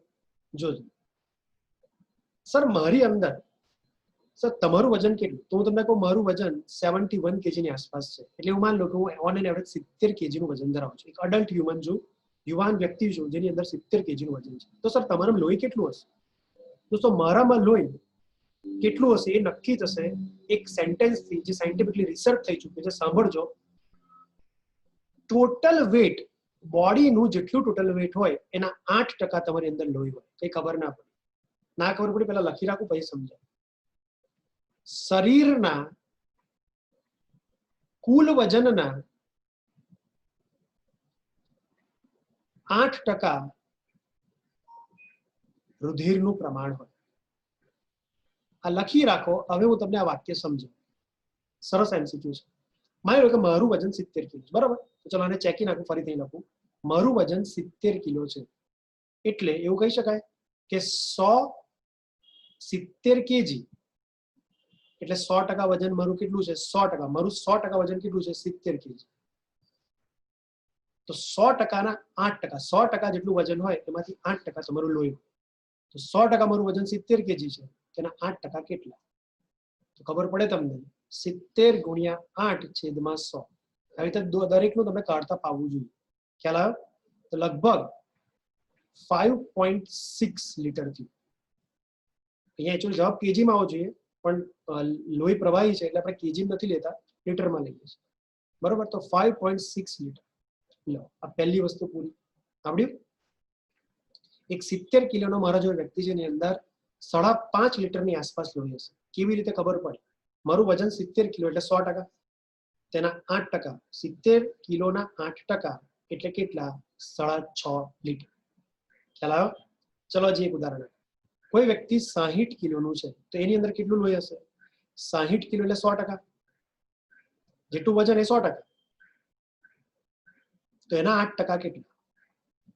સીધી ત્રી રાશિ મૂકવાની છે. તો 60 ગુણ્યા 8/100 તો કેટલા થયા? 4.2 લીટર. ખબર પડી? સિમ્પલ છે યાર. તો એની અંદર 4.5 લીટરની આસપાસ લોહી હશે. ચલો છેલ્લી વાર એક ઉદાહરણ આપું. 50 કિલોનો વ્યક્તિ છે, તેની અંદર લોહી કેટલું હોવું જોઈએ? તો 100% એટલે 50 કિલો. હવે આવડી ગયું. તો 8% 50 કિલોના કેટલા? તો કેટલા થાય? 50 ગુણ્યા 8/100 કેટલા થયા? 4 લીટર. ખબર પડી? તો આ વ્યક્તિમાં 4 લીટર લોહી હશે. 50 કિલોનો વ્યક્તિ હોય તો 4 લીટરની આસપાસ લોહી હોય, 60 કિલોનો વ્યક્તિ હોય તો 4.5 લીટરની આસપાસ લોહી હોય, અને 70 કિલોનો વ્યક્તિ હોય તો 5.5 લીટરની આસપાસ લોહી હોય. તેવી રીતે જો 150 કિલોની બોરી હોય તેની અંદર 12 લીટર જેવું લોહી જોઈએ. ખ્યાલ આવે ને? કારણ કે 150 કિલો એ 100%, તો 8% એ કેટલું? 12 લીટર લોહી આવે. ખબર પડી? એટલે જેટલો વ્યક્તિનું બોડી વધારે, વેટ વધારે, એટલું જ અંદર લોહીની માત્રા વધવી જોઈએ. કારણ કે કોષોને વધારે જરૂર પડે લોહીની, કારણ કે કોઈ કામ લોહી વગર થતું નથી. ખ્યાલ આવે? તો હવે કમ્પ્લીટ ખબર પડી કે ટોટલ બોડીના 8% વેટ લોહીનું હોય. ખ્યાલ આવ્યો? ટોટલ બોડી જેટલું વેટ હોય એમાંથી 8% લોહીના હોય. થઈ ગયું? આ રીતે ગણતા આવડશે. લખી રાખ્યું. ચલો આ રીતે 3 એક્ઝામ્પલ પણ લખી રાખ્યું એટલે કોઈ દિવસ કન્ફ્યુઝન ના થાય. તો આ મારી વચન મુજબ 5મી વસ્તુ હતી. રાઈટ? ચલો 5 વસ્તુ એકવાર ફરીથી દેખાડ દો. ભણવું નથી, કેટલું ભણ્યા એટલે તમને થોડોક અંદાજ આવે, હવામાં વાતો ના થાય. બોલો. પહેલું, રુધિરની ડેફિનેશન 4 વાક્યો વાળી. બીજું, રુધિરના અંદરના કોમ્પોનેન્ટ, કમ્પોઝિશન, તત્વોનો ચાર્ટ. ત્રીજું, રુધિરમાં તત્વોને કેવી રીતે અલગ કરી શકાય અભ્યાસ કરવા માટે. ચોથું, રુધિરના કોષો કેવી રીતે બને, રુધિરના કોષો કેવી રીતે અસ્થિ મજ્જામાંથી બને એ ભણ્યા. અને 5મું, રુધિર એક યુવાન વ્યક્તિની અંદર કેટલા પ્રમાણમાં હોય એ ભણ્યા. 5 વસ્તુ તમે વ્યવસ્થિત લખી રાખી છે જેમ મેં કીધું એમ. બરોબર? હવે ભણવાનું ચાલુ કરીએ. એમાં પહેલું તત્વ રુધિર રસ. જો આજે આપણે ભણીએ છીએ રુધિર રસ વિશે, બરોબર, પણ બહુ લેક્ચર લાંબો મારે કરવો નથી. ખબર પડી? એટલે રુધિર રસને ભણીને આપણે રજા લઈશું. નેક્સ્ટ લેક્ચરમાં ભણીશું રક્તકણ, શ્વેતકણ અને રક્તકણ. બરોબર? અને સાથે મને સમય મળ્યો તો પેલી 3 સંયોજક, વિશિષ્ટ સંયોજક વિશે પેલા 3 5-5 મિનિટ વાળા પ્રકાર હતા, એને કદાચ ભણાવવાનો સમય મળ્યો તો ભણાવી દઈશ. બરોબર? બાકી કોઈ અધર ડે ઉપર જોઈશું. ઓકે? ચાલો. તો પહેલું ચાલુ કરે છે રુધિર રસ. હેડિંગ વાગી જવું જોઈએ દોસ્તો નોટમાં. રુધિર રસ. ચાલો. રુધિર રસની હું 9-10 વાતો કહીશ. પહેલા સાંભળો. રુધિર રસ કેવું છે? તો કે પ્રવાહી છે. નંબર 2, રુધિર રસ કેવું હોય? તો કે એમાં તંતુ હોતા નથી, નોન ફાઇબ્રસ. મેં પહેલા જ કીધેલું, રુધિર બધી સંયોજક પેશીમાં શ્વેત તંતુ, પિત્ત તંતુ, રેટિક્યુલર તંતુ બધા હોય. બધી જેટલી આપણે સંયોજક પેશી ભણીએ બધામાં તમે કંઈક ને કંઈક તંતુ ભણ્યા છે. કોલાજન તંતુ, ઇલાસ્ટિન તંતુ, શ્વેત તંતુ, પિત્ત તંતુ. એ તે જ વખતે કીધેલું ચાર્ટ દોરાતો આપણે શરૂઆતમાં સંયોજક પેશીના, કે રુધિર એક એવી પેશી છે સંયોજક પેશીમાંની કે જેની પાસે તંતુ હોતા નથી. એક્સેપ્ટ રુધિર, એના સિવાય બધી જ પેશી, સંયોજક પેશી તંતુ ધરાવે. તો રુધિર કેવી છે? તંતુ વિહીન, નોન ફાઇબ્રસ છે. બરોબર? નંબર 3, શું આ સ્ટેડી છે એક જગ્યાએ બેસીને રુધિર રસ, કે સતત ફર્યા કરે? તો રુધિર રસ 24 કલાક વાહિનીઓમાં ફર્યા જ કરે. એટલે સ્ટેડી નથી, સ્થાયી નથી. તો કેવું છે? સતત કન્ટિન્યુઅસલી ફ્લોઈંગ કરે, કીપ ફ્લોઈંગ, સતત વહનશીલ છે. ખ્યાલ આવે છે? સ્થાયી નથી, સતત વહેતું રહે છે. ઓકે. 5મો નંબર, કેવા રંગનું હોય છે દોસ્તો? આ ફેઇન્ટ યલો કલરનું હોય. ફેઇન્ટ યલો, હું એક્ઝેક્ટ વર્ડ બોલીશ કારણ કે એક્ઝેક્ટ વર્ડ પૂછાશે નીટ. ફેઇન્ટ યલો, સર સમજ ના પડી. ફેઇન્ટ યલો એટલે ધૂંધળું પીળું. બહુ ક્લિયર કટ પીળું નહીં દેખાય, ધૂંધળું પીળું દેખાય છે. એનું રીઝન છેલ્લે કહું છું. બરોબર? પણ અત્યારે જોઈ લો, ધૂંધળું પીળું દેખાય તમને? આ જોઈ દેખાય છે? પરફેક્ટ આછું પીળું એક્ઝેક્ટ નથી દેખાતું. આછું પીળો છે પણ ધૂંધળું દેખાય છે. રુધિર રસ, તમને એવું કે રુધિર લાલ તો રુધિર રસે લાલ? બિલકુલ નહીં. રુધિર લાલ એટલે દેખાય છે કે રુધિરની અંદર રક્ત અને રક્ત કણિકા લાલ રંગની છે. હવે અત્યારે રુધિરમાં તમે સેન્ટ્રીફ્યુગેશન કરીને રક્તકણ, રક્ત કણિકા, શ્વેતકણ એ તો બધું અલગ કરી દીધું. ખાલી તમારા હાથમાં શું છે હવે? રુધિર રસ. તો રુધિર રસ ક્યારે લાલ ના હોય. રુધિર લાલ એટલે દેખાય કે રુધિરમાં રક્તકણ, રક્ત કણિકા લાલ હોય. રુધિરનો રુધિર રસ લાલ હોતો નથી. રુધિરનો રુધિર રસ લગભગ રંગ ના હોય, એના બરાબર હોય, કાં તો કહો તો થોડુંક આછા પીળા રંગનો હોય, અને પણ ધૂંધળા આછા પીળા રંગ. Faint yellow. થઈ ગયું? ઓકે. 6થો નંબર, આમાં બહુ જ બધા મોટી માત્રામાં આયન આવેલા હોય, ક્ષાર આવેલા હોય. બરોબર? હમણાં હું કહીશ. અને ક્ષાર ધરાવે એટલે જ, મોટી માત્રામાં ક્ષાર ધરાવે એટલે જ આની પીએચ 7.4 છે. અને પીએચ કેટલી હોય? 7.4. 7.4 એટલે આલ્કલી અથવા બેઝિક. મેં કીધું થોડુંક કેમિસ્ટ્રી આવશે.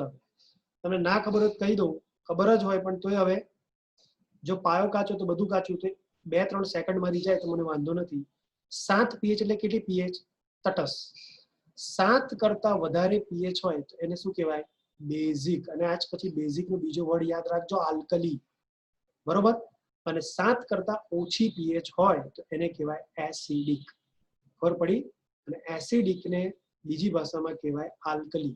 ખ્યાલ આવ્યો? એસિડ અથવા આલ્કલી, બેઝિક અથવા સોરી એસિડિક ને અમ્લીય કહેવાય. અમ્લીય. એસિડિક એટલે ભૂલ ના થાય, એસિડિક એટલે અમ્લીય, બેઝિક એટલે આલ્કલી. વર્ડ કન્ફ્યુઝ કરે એટલે મેં તમને કીધું, બેઝિક ને કહેવાય આલ્કલી, એસિડિક ને કહેવાય એસિડિક ને કહેવાય અમ્લીય. ખ્યાલ આવ્યો? એસિડિક એટલે અમ્લીય, બેઝિક એટલે આલ્કલી. 7 કરતા ઓછી અમ્લીય એસિડિક, 7 કરતા વધારે બેઝિક આલ્કલી. બસ હવે માથું નહીં ખાવું, યાદ રહી. તો બોલો, આની પીએચ 7 કરતા સ્લાઇટલી વધારે છે એટલે થોડી સ્લાઇટલી બેઝિક, સ્લાઇટલી આલ્કલી છે. ખ્યાલ આવ્યો? અને યાદ રાખવાની પીએચ આટલી જ રહેવી જોઈએ. મરતા દમ સુધી આની પીએચ, જન્મથી લઈને મરતા સુધી 1 સેકન્ડ બી એની પીએચ પ્લસ માઇનસ ના થવી જોઈએ. પોઈન્ટ બી નહીં. 7.4 એટલે 7.4 જ રહેવી જોઈએ. એનાથી ના વધારે ના ઓછી. જો એનાથી વધઘટ થઈ તો બોડીમાં બહુ જ બધી મોટી ભારે ખામીઓ સર્જાય. બધા તંત્રો ઉથલ પાથલ થઈ જાય, હચમચી જાય. એ બધું કેવી રીતે થાય એ બધું ભણાવીશ આવનારા હ્યુમન ફિઝિયોલોજીમાં ચેપ્ટર 18 અને ચેપ્ટર 17. શ્વસન તંત્ર, રુધિરાભિસંધાન. પણ એવું થતું નથી દોસ્તો, બધું મેન્ટેન રહેશે. એના માટે મેન્ટેન રાખવા માટે અંદરના ક્ષાર, અંદરના અમુક પ્રોટીન ભાગ ભજે છે અત્યારે કહીશ. બરાબર? તો પીએચ કમ્પ્લીટલી 7.4 આપણી જળવાઈ છે. હા, પણ એક વાત યાદ રાખજો, કોઈ જગ્યાએ લખી રાખો, 18મો ચેપ્ટર ભણીશ ત્યારે કહીશ જ, રુધિરાભિસંધાન તંત્ર વાળું, કે આપણી 7.4 પીએચ બોડીમાં મોટા ભાગે બધા કોષોને બધી જગ્યાએ હોય છે. પણ તમને ખબર છે આટલું, કે આપણું જે આ હાર્ટ હોય, હૃદય હોય, એ હૃદયમાંથી જે નીકળે દોસ્તો એને તમે કહો છો ધમની. જે સારું ઓક્સિજન વાળું લોહી લઈ જાય ક્યાં? કોષો પાસે. ખબર છે? કોષોને ઓક્સિજન આપી દે અને કોષો પાસેથી શું લઈ લે? CO2. અને એ CO2 વાળું લોહી પાછું હાર્ટમાં આવે. એ કોણ લઈને આવે? શીરા. તો ધમની હાર્ટમાંથી સેલમાં જાય અને શીરા સેલ એટલે કોષમાંથી હાર્ટમાં આવે, હૃદયમાં આવે. બરોબર? એવું કહેવાય છે કે ધમનીમાં જે લોહી વહેતું હોય એની પીએચ થોડી વધારે હોય, સ્લાઇટલી વધારે, પોઈન્ટમાં જ વધારે, એઝ કમ્પેર ટુ શીરા. શીરામાં જેટલી પીએચ હોય એની કરતા ધમનીમાં થોડી પીએચ વધારે હોય લોહીની. હવે એવું કેમ છે એનું રીઝન તમને કહીશ 17મા ચેપ્ટરમાં, શ્વસન તંત્ર નામના ચેપ્ટર. O2 CO2 નું વહન કરવું હોય તો આ મિકેનિઝમ વપરાય. થોડીક પીએચમાં ફ્લક્ચ્યુએશન, થોડો ચેન્જ રહેવો જોઈએ. એ કેમ? એ ચેપ્ટર 17માં ભણીશ. અત્યારે માથું નહીં ખાતો, અત્યારે ડાયરેક્ટ યાદ રાખો કે તમારી બોડીમાં જે વેઇન છે એટલે શીરા છે, હા, એની કરતા ધમની એટલે આર્ટરી ની પીએચ થોડી સ્લાઇટલી વધારે હોય. બરોબર? યાદ રાખજો. એટલે લખી રાખો, ધમનીમાં રુધિર હોય એની પીએચ શીરામાં રુધિર હોય તેની કરતા થોડી વધુ હોય છે, થોડી વધારે બેઝિક હોય છે. બરોબર? એનું રીઝન પછી. ચાલો, મેં 9-10 મુદ્દા કહેવાનું વચન આપ્યું છે. તમારા કેટલા મુદ્દા પત્યા? 7 મુદ્દા પત્યા. 8મો મુદ્દો થોડુંક વિસ્કસ એટલે ચીકણું હોય, થોડું ચિકાસયુક્ત હોય, રુધિર રસ. બરોબર? 9મો નંબર, ટોટલ રુધિરના, સાંભળજો, ટોટલ તમારી બોડીમાં જેટલું રુધિર છે એ રુધિરમાં થી 55% હિસ્સો, તમારા બોડીના બ્લડમાં, રુધિરમાં 55% ભાગ, 55% હિસ્સો રુધિર રસ રોકે છે. રુધિર રસ રોકે છે, પ્લાઝમા રોકે છે. બાકીનો 45% હિસ્સો પેલા રુધિરના કણ રોકે છે. રુધિરના કણ એટલે સોલિડ મટીરિયલ, આરબીસી, ડબ્લ્યુબીસી અને રક્ત કણિકા. ખબર પડી? આ રુધિરના કણો 45% જ છે, બાકીનો 55% લોહીનો હિસ્સો કોણ રોકી લે છે? રુધિર રસ. રુધિર રસ વધારે હોય રુધિરના કોષો કરતા. ચલો, ખબર પડી? અને 10મો નંબર, છેલ્લો વચન મુજબ, આની અંદર 10 પ્રકારના તત્વો હોય, 10 પ્રકારના કોમ્પોનેન્ટ હોય. રુધિર રસ 10 પ્રકારના, તો મેં બનાવેલા છે 10 પ્રકારના, બાકી બહુ બધા હોય, એક સાથે હું 10માં લઈ લઈશ. કોમ્પોનેન્ટ ધરાવે. કોમ્પોનેન્ટ એટલે તત્વો ધરાવે. ચલો, સરસ. પહેલા આપણે રિવાઇઝ કરી લઈએ, પછી 10મો મુદ્દો ડિટેલમાં જોઈએ કયા કયા 10 તત્વો રુધિર રસમાં હોય. બરોબર, પહેલા મને રિવાઇઝ કરાવી દો. ચાલો, મેં શું કીધું? 10 મુદ્દા ફટાફટ રુધિર રસના. પરિવાર જોવાની જરૂર ના પડે. રુધિર રસ કેવો? પ્રવાહી સ્વરૂપે હોય. એની અંદર તંતુઓ હોતા નથી, કોઈ જગ્યાએ સ્થિર નથી, બોડીમાં 24 કલાક વહેતું રહે ધમની અને શિરા. એની અંદર ધૂંધળું, અંદર બહુ બધા તત્વો છે, 10 પ્રકારના તત્વો છે, એટલે થોડુંક ધૂંધળું, ક્લિયર કલર નથી દેખાતું, પણ ધૂંધળું આછું પીળો છે, ફેઇન્ટ યલો કલર એનો છે. એની અંદર બહુ બધા ક્ષાર છે અને એની પીએચ 7.4, એટલે થોડીક વધારે બેઝિક છે. બહુ વધારે પડતી બેઝિક નહીં, સ્લાઇટલી બેઝિક, સ્લાઇટલી આલ્કલી. 7 કરતા થોડીક વધારે 7.4, અને લાઈફ ટાઈમ માટે આટલી પીએચ જળવાવી જોઈએ. 7.4 કરતા ઓછી ના વધારે થવી જોઈએ મોટાભાગે બોડીમાં, કારણ કે એ જો વધારે ઘટાડ થાય તો આપણું જીવન અઘરું પડી જાય, નવા નવા રોગો ઉત્પન્ન થાય, કેવા થાય, કેમ થાય, એ બધું ભણાવીશ ચેપ્ટર 17. પીએચ 7.4 જાળવી રાખવા માટે બહુ બધા ક્ષાર અને ઘણા પ્રોટીન આમાં ભાગ ભજવે છે, અત્યારે જોઈશું. ઓકે, એના પછી મેં કીધું કે થોડીક પીએચ 7.4 જેટલી પીએચ જે આપણી નોર્મલ હોય છે બોડીમાં, એની કરતા સ્લાઇટલી પીએચ વધારે હોય ધમની. ધમનીમાં થોડી પીએચ વધારે હોય એઝ કમ્પેર ટુ શિરા. બરોબર, એનું રીઝન પણ ચેપ્ટર 17 માં ખબર પડશે. અને છેલ્લી વાત, આ થોડું ચીકણું હોય, ચિકાસયુક્ત હોય, વિસ્કસ હોય, અને ટોટલ રુધિરમાંથી 55% હિસ્સો રુધિર રસનો હોય અને 45% હિસ્સો દોસ્તો રક્તકણ, રક્તકણિકા અને શ્વેતકણિકા. થઈ ગયું?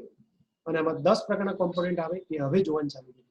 ચાલો, પહેલા તમે રુધિર રસ, ચલો એક સ્ક્રીનશોટ લઈ લેવાનો. ચલો ફટાફટ, જલ્દી સ્ક્રીનશોટ લઈ લો. લઈ લીધો? ઓકે, હવે રુધિર રસના અલગ અલગ નામ લખી કાઢીએ. રુધિર રસના અલગ અલગ નામ લખીએ, પછી રુધિર રસના છેલ્લો ભાગ ભણવાનો ચાલુ કરીએ. બરોબર, તો રુધિર રસના અલગ અલગ નામ લખો. ચાલો, ઓકે. રુધિર રસ, એ તો ખબર પડી કે રુધિરનો રસ, રુધિરનું પ્રવાહી. નંબર 2, રક્તકણ, શ્વેતકણ આની અંદર સતત તરતા હશે, એટલે કોષની અંદર નથી આ પ્રવાહી, કોષને તરાવે છે, એટલે કોષ બાહ્ય, કોષની બહાર આવેલું પ્રવાહી, કોષ બાહ્ય પ્રવાહી. રુધિર ના કોષો રક્તકણ, શ્વેતકણ ને આ આધાર આપે કે રક્તકણ, શ્વેતકણ આ રુધિર રસમાં જ હોય. તો રુધિર રસ રક્તકણ, શ્વેતકણને આધાર આપે કે કીધું આધારક દ્રવ્ય, મેટ્રિક્સ યાદ કરો, આધારક દ્રવ્ય અથવા મેટ્રિક્સ.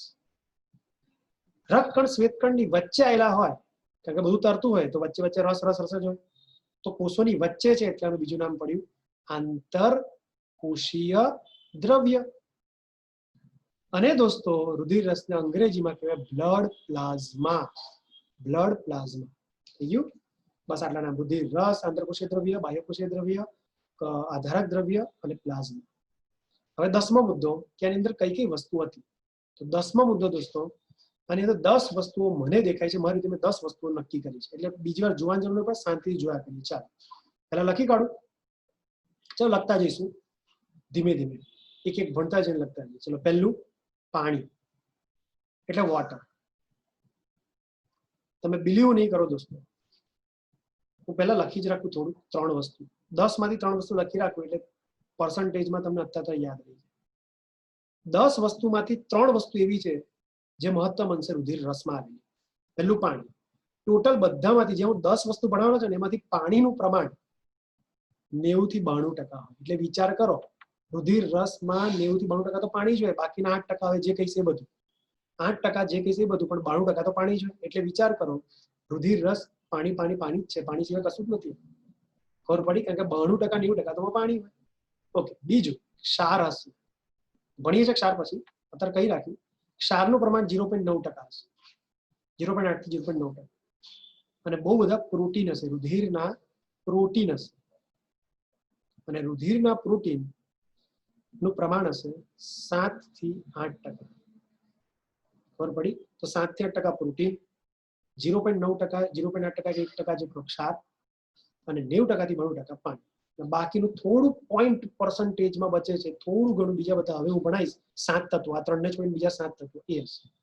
બાકી મહત્તમ હશે આ 3 હોય, અને એમાં સૌથી વધારે પાણી. બરોબર? So let's start. ચાલુ કરી એક પછી એક લખવાનું. મારી સાથે લખતા રહો, બહુ સહેલું છે, યાદ રહી જશે. પહેલું દોસ્તો પાણી. ચાલો, પાણી નું પ્રમાણ મેં કેટલું કીધું દોસ્તો? પાણીનું પ્રમાણ મેં કેટલું કીધું? તો પાણીનું પ્રમાણ રુધિર રસમાં 90 થી 92%. ચલો પહેલી વસ્તુ આ તમે લખી નાખી મિત્રો. નંબર 2, પાણી બેઠું બેઠું શું કરે રુધિર રસ? રુધિર રસમાં કેમ સર આટલું બધું પાણી હોય? તો સાંભળજો, આ રુધિર વાહિની છે, આ રુધિર વાહિનીમાં રુધિર રસ વહી રહ્યો છે, બ્લડ વહી રહ્યું છે, અને આ બ્લડ જે વહી રહ્યું છે એમાં 90% પાણી છે, એટલે વોટર છે, પાણી છે. સરસ. 90 થી 92% કેમ તમે આટલું બધું પાણી કીધું? આ લોહીમાં કે લોહીના રસમાં? તો દોસ્તો તમને યાદ છે મેં મેદપૂર્ણ પેશી ભણાવી ત્યારે કે તમારા બોડીનું ટેમ્પરેચર 37 ડિગ્રી જ હોવું જોઈએ. આપણી બોડીનું ટેમ્પરેચર 37 ડિગ્રી છે. અને ક્યારેક આપણી બોડીનું ટેમ્પરેચર કેટલીક વાર ઘટે. ખબર પડી? ઘટે. તો માનો કે 36.5 ડિગ્રી સેલ્સિયસ થઈ ગયું. એકચ્યુઅલી ઘટતું તો ના હોય એટલું બધું, પણ માનો કે ઘટી જાય કોઈ, ખ્યાલ આવે છે? તો અંદર ઠંડી ઠંડી થઈ ગઈ તો આપણા ઉત્સેચકો કામ નહીં કરે, કે ઉત્સેચકો 37 ડિગ્રી જ કામ કરે તો આપણા કોષો વીક પડી જશે, કારણ કે કોષોના ઉત્સેચક જ કામ નહીં કરતા. આપણી જૈવરાસાયણિક પ્રક્રિયાઓ, ચયાપચયની પ્રક્રિયાઓ બંધ થઈ જશે, કારણ કે જે કંઈક ચાલે છે બધું ઉત્સેચકથી ચાલે છે. તો ઉત્સેચકો 37 ડિગ્રી એક્ટિવ, બોડીમાં ટેમ્પરેચર થોડું ઘટ્યું તો ઉત્સેચક હવે કામ નહીં કરે. તો શું એવું રહેવા દેશો કે પાછું લઈ આવશો? 36.5 ડિગ્રીથી પાછું ટેમ્પરેચર વધારવું પડશે, તો અંદર ગરમી વધારવી પડશે. એટલે ગરમી વધારવા માટે તમને ખબર છે મેં કીધેલું કે મેદ, ચરબી બળે આપણી મેદપૂર્ણ પેશી, અને ભર ઠંડીમાં અંદર ઠંડી થઈ ગઈ હોય તો મેદ ઓક્સિડાઇઝ થઈને મેદપૂર્ણ પેશીનો ચરબી મેદ બળીને હીટ પ્રોડ્યુસ થાય, ઉષ્મા પ્રોડ્યુસ થાય, ગરમી પ્રોડ્યુસ થાય, અને પાછી જેટલું ટેમ્પરેચર તેટલું લઈ જાય. તો ટેમ્પરેચર ઘટી જાય બોડીનું તો મેદપૂર્ણ પેશીનો મેદ બળીને પાછું વધારે. પણ ટેમ્પરેચર બોડીનું જો વધી જાય, એટલે 37 ની જગ્યામાં લો કે 38 ડિગ્રી થઈ ગયું, તો તાવ આવ્યો, ફીવર આવ્યો, બોડીનું ટેમ્પરેચર વધી ગયું એટલે શરીર ગરમ થઈ ગયું, તાવ આવી ગયો. તાવમાં પણ ઉત્સેચકો કામ ના કરે, વીક પડી જાય બોડી, સેલ વીક પડી જાય. ચાલે? ના ચાલે. એટલે આને આપણે પાછા 38 થી ઘટાડીને 37, એટલે તાપમાન બોડીનું, ટેમ્પરેચર બોડીની, ગરમી બોડીની ઘટાડવી પડશે. તો ગરમીને બહાર કાઢવી પડશે, બરોબર? એના માટે પાણી કામ કરે. ટેમ્પરેચર વધી જાય તો એને ઘટાડે પાણી, અને ટેમ્પરેચર ઘટી જાય તો એને વધારે મેદ, ચરબી, બોડીનો લિપિડ, ફેટ. સર કેવી રીતે? પાણી પીધું તો ખબર પડી કે ચરબી બળે તો ઉષ્મા પેદા થાય જેથી ગરમી વધે. પણ સર કોઈ ગરમી વધી ગઈ હોય તો એને કેવી રીતે પાણી દૂર કરે? તો 3 રીતે પાણી બોડીમાંથી બહાર નીકળી જાય ગરમી લઈને. સાંભળજો, બોડીમાં તાવ આવે, ગરમી પેદા થઈ જાય, ત્યારે એ એક્સ્ટ્રા ગરમીને અંદર રુધિર રસમાં રહેલું 90-92% પાણી 3 સ્વરૂપે બહાર નીકળી જાય ગરમી લઈને. નંબર 1, તમે ધ્યાન રાખજો જ્યારે તાવ આવે ત્યારે આવું કરજો, ઉચ્છ્વાસ બહાર કાઢજો તો તમારી હથેળી પર ગરમ ગરમ લાગશે, કારણ કે પાણી ગરમી લઈને વરાળ બનીને ઉચ્છ્વાસમાં બહાર, એટલે એક તો ઉચ્છ્વાસમાં બહાર નીકળે બાષ્પ સ્વરૂપે ગરમ ગરમ, એટલે ગરમી લઈને પાણી બહાર આવે છે વરાળ બની. નંબર 2, તે વખતે જ્યારે બીમાર પડો ને ત્યારે મૂત્ર પણ જોજો થોડું બળતરા થશે તમને. યુરિન એક્સક્રીશન કરતા હોય, યુરિન ત્યાગ કરતા હોય, મૂત્ર ત્યાગ કરતા હોય, થોડું મૂત્ર માર્ગ પાસે બળતરા થશે, કારણ કે ગરમ ગરમ હોય યુરિન, તાવ આવે ત્યારે. કારણ કે યુરિનમાં પણ મૂત્રમાં પણ મોટા ભાગે પાણી હોય, અને એ પાણી ગરમી લઈને મૂત્ર વડે બહાર. ખબર પડી? તો ઉત્સર્જનમાં ખબર પડી, મૂત્ર સ્વરૂપે. અને ત્રીજું હોટ યુરિન સ્વરૂપે. ખબર પડી? અને ત્રીજું પાણી પરસેવો, તમે જો તાવ આવે ત્યારે પરસેવો ઘણો બધો થશે, એટલે પેરેસ્પિરેશન, પરસેવા સ્વરૂપે ગરમી લઈને બહાર નીકળશે. એક તો પરસેવો બનીને પાણી બહાર નીકળી ગયું ગરમી લઈને, એક તો ઉચ્છ્વાસમાં CO2 સાથે પાણી બહાર નીકળી બાષ્પ સ્વરૂપે, અને ત્રીજું ઉત્સર્જનમાં યુરિન સાથે પાણી બહાર નીકળી ગયું ગરમી લઈને. તો 3 સ્વરૂપે બોડીમાં પાણી ગરમી લઈને બહાર નીકળે, અને અંદરની ગરમી ઘટે એટલે બોડી પાછી ટેમ્પરેચર વધેલું એ પાછું 37 થઈ જાય. ખબર પડી? આ મિકેનિઝમ છે પાણીનું. એટલે આટલું બધું પાણી લોહીમાં ભગવાને મૂક્યું છે. સો કમ્પ્લીટ ખબર પડી ગઈ? તો તમારે એટલું જ લખવાનું, આ બધું રફલી કોઈ જગ્યાએ લખી રાખવાનું. બાકી તમારે એક્ઝેક્ટ તમારા ટોપિકમાં લખવાનું આવશે કે પાણીનું કાર્ય શું? તો કે શરીરમાં તાપમાન જાળવે, અથવા શરીરનું તાપમાન જાળવે, બોડી ટેમ્પરેચર રેગ્યુલેટ કરે. બોડી ટેમ્પરેચર રેગ્યુલેટ કરે, શરીરનું તાપમાન જાળવે, બસ થઈ ગયું. ઓકે, તો પહેલો મુદ્દો પૂરો પાણી વિશે. બરોબર ફ્રેન્ડ્સ? ચાલો બીજું ક્ષાર વિશે. તો સર બોડીમાં ક્ષાર કેટલા પ્રમાણમાં હોય? ચલો ક્ષાર ભણીએ. Let's start. ક્ષાર વિશે ચર્ચા કરો. જોજો અહીં લખું છું. બોડીમાં દોસ્તો ક્ષાર પહેલું પતી ગયું ને, આ બીજું ક્ષાર. બોડીમાં દોસ્તો ક્ષાર એટલે રુધિરમાં ક્ષાર બે પ્રકારના, એક પોઝિટિવ આયન અને બીજા નેગેટિવ આયન. એક ધન આયન, બીજા ઋણ આયન. એક કેટાયન, બીજા એનાયન. સમજાવું ચાલો. Na+ sodium, K+ potassium, Fe+3 iron, Mg+3 magnesium, Ca+2 calcium. તો calcium, magnesium, iron, potassium, sodium, hydrogen, H+. તો આ બધા દોસ્તો શું છે? બહુ બધા અલગ અલગ પ્રકારના ક્ષાર છે જે પોઝિટિવ છે. એ રીતે નેગેટિવ ક્ષાર પણ હોય. HCO3- bicarbonate, PO4- phosphate, SO4- sulphate, Cl- chloride. તો એ દોસ્તો magnesium, calcium, hydrogen, iron, potassium, sodium જેવા ધન આયન અને બાયકાર્બોનેટ, ફોસ્ફેટ, સલ્ફેટ અને ક્લોરાઇડ જેવા નેગેટિવ. અહીં તો બધા બહુ આયનો આવેલા હોય છે, ક્ષાર આવેલા હોય છે આપણા રુધિર રસમાં. 0.9% પ્રમાણ હોય છે ટોટલ રુધિર રસ. બરોબર. સર આનું કામ શું? તો ના બે કામ છે, સમજો. આના બે કામ છે. એક કામ દોસ્તો કહું, એક કામ તમને કહું તો રુધિર રસ ની જે પીએચ છે એ પીએચ ને જાળવે, કારણ કે આ લોકો બફર પદાર્થ બનાવે. આ લોકો શું બનાવે? બફર. તમારી આંખો અને જીભ એટલી ઉતાવળી છે દોસ્તો કે આ ભૂલ થઈ શકે આપણને બોલવામાં અને જોવામાં. બરફ નથી, ભૂલ ના કરતા બફર છે. બફર એટલે થોડું કેમિસ્ટ્રી હું કહી દઉં. બફર એટલે એક એવો પદાર્થ જેને જ્યાં નાખો ત્યાં એની પીએચ જેટલી છે એટલી જાળવે. દ્રાવણની પીએચ જેટલી છે એટલી જાળવવી હોય તેમાં બફર નાખે. તો રુધિર રસની પીએચ મેં તમને કીધું કેટલી હોય? 7.4. તો રુધિર રસની પીએચ 7.4 છે. એને જાળવવા, આટલી ને આટલી જાળવવા ક્ષાર બફર બનાવે. હવે કયા બફર બનાવે? ધ્યાનથી જોજો. Na, H, આ H છે, આ Na છે અને આ PO4 છે.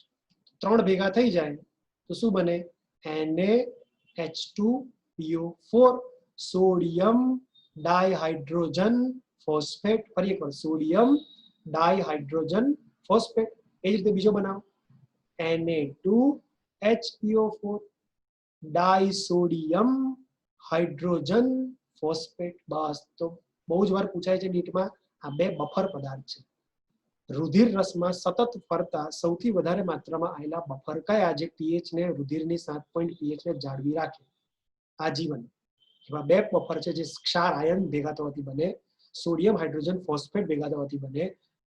Sodium dihydrogen phosphate, NaH2PO4. કાં તો બીજું ડાયસોડિયમ હાઇડ્રોજન ફોસ્ફેટ, Na2HPO. એકમાં H2 છે, 2H પાસે છે અને નીચે 2 Na પાસે છે. એટલે પહેલામાં કીધું ડાયહાઇડ્રોજન ને બીજામાં કીધું ડાયસોડિયમ. બરોબર, લખી રાખ્યું મસ્ત રીતે, એટલે આવડી ગયું હવે આટલું.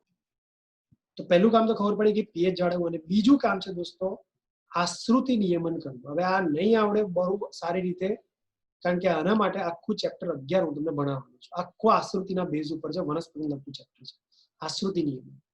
ખ્યાલ આવે? તો અહીંયા થોડુંક ઘણું સમજવાનો ટ્રાય કરું, બહુ માથું નહીં ખાતું, અને ના સમજ પડે તો બહુ ટેન્શન ના લેતા. એકચ્યુઅલી સમજાય તો સમજ પડવાની જ છે, પણ તોય બહુ એટલું કોન્સન્ટ્રેશનથી જોવાની કોઈ જરૂર નથી, કારણ કે આ બધી વસ્તુ ડિટેલમાં આખું ચેપ્ટર છે તો ભણવાનું છે. બરોબર. થોડુંક એ કેમિસ્ટ્રી છે, સાંભળજો.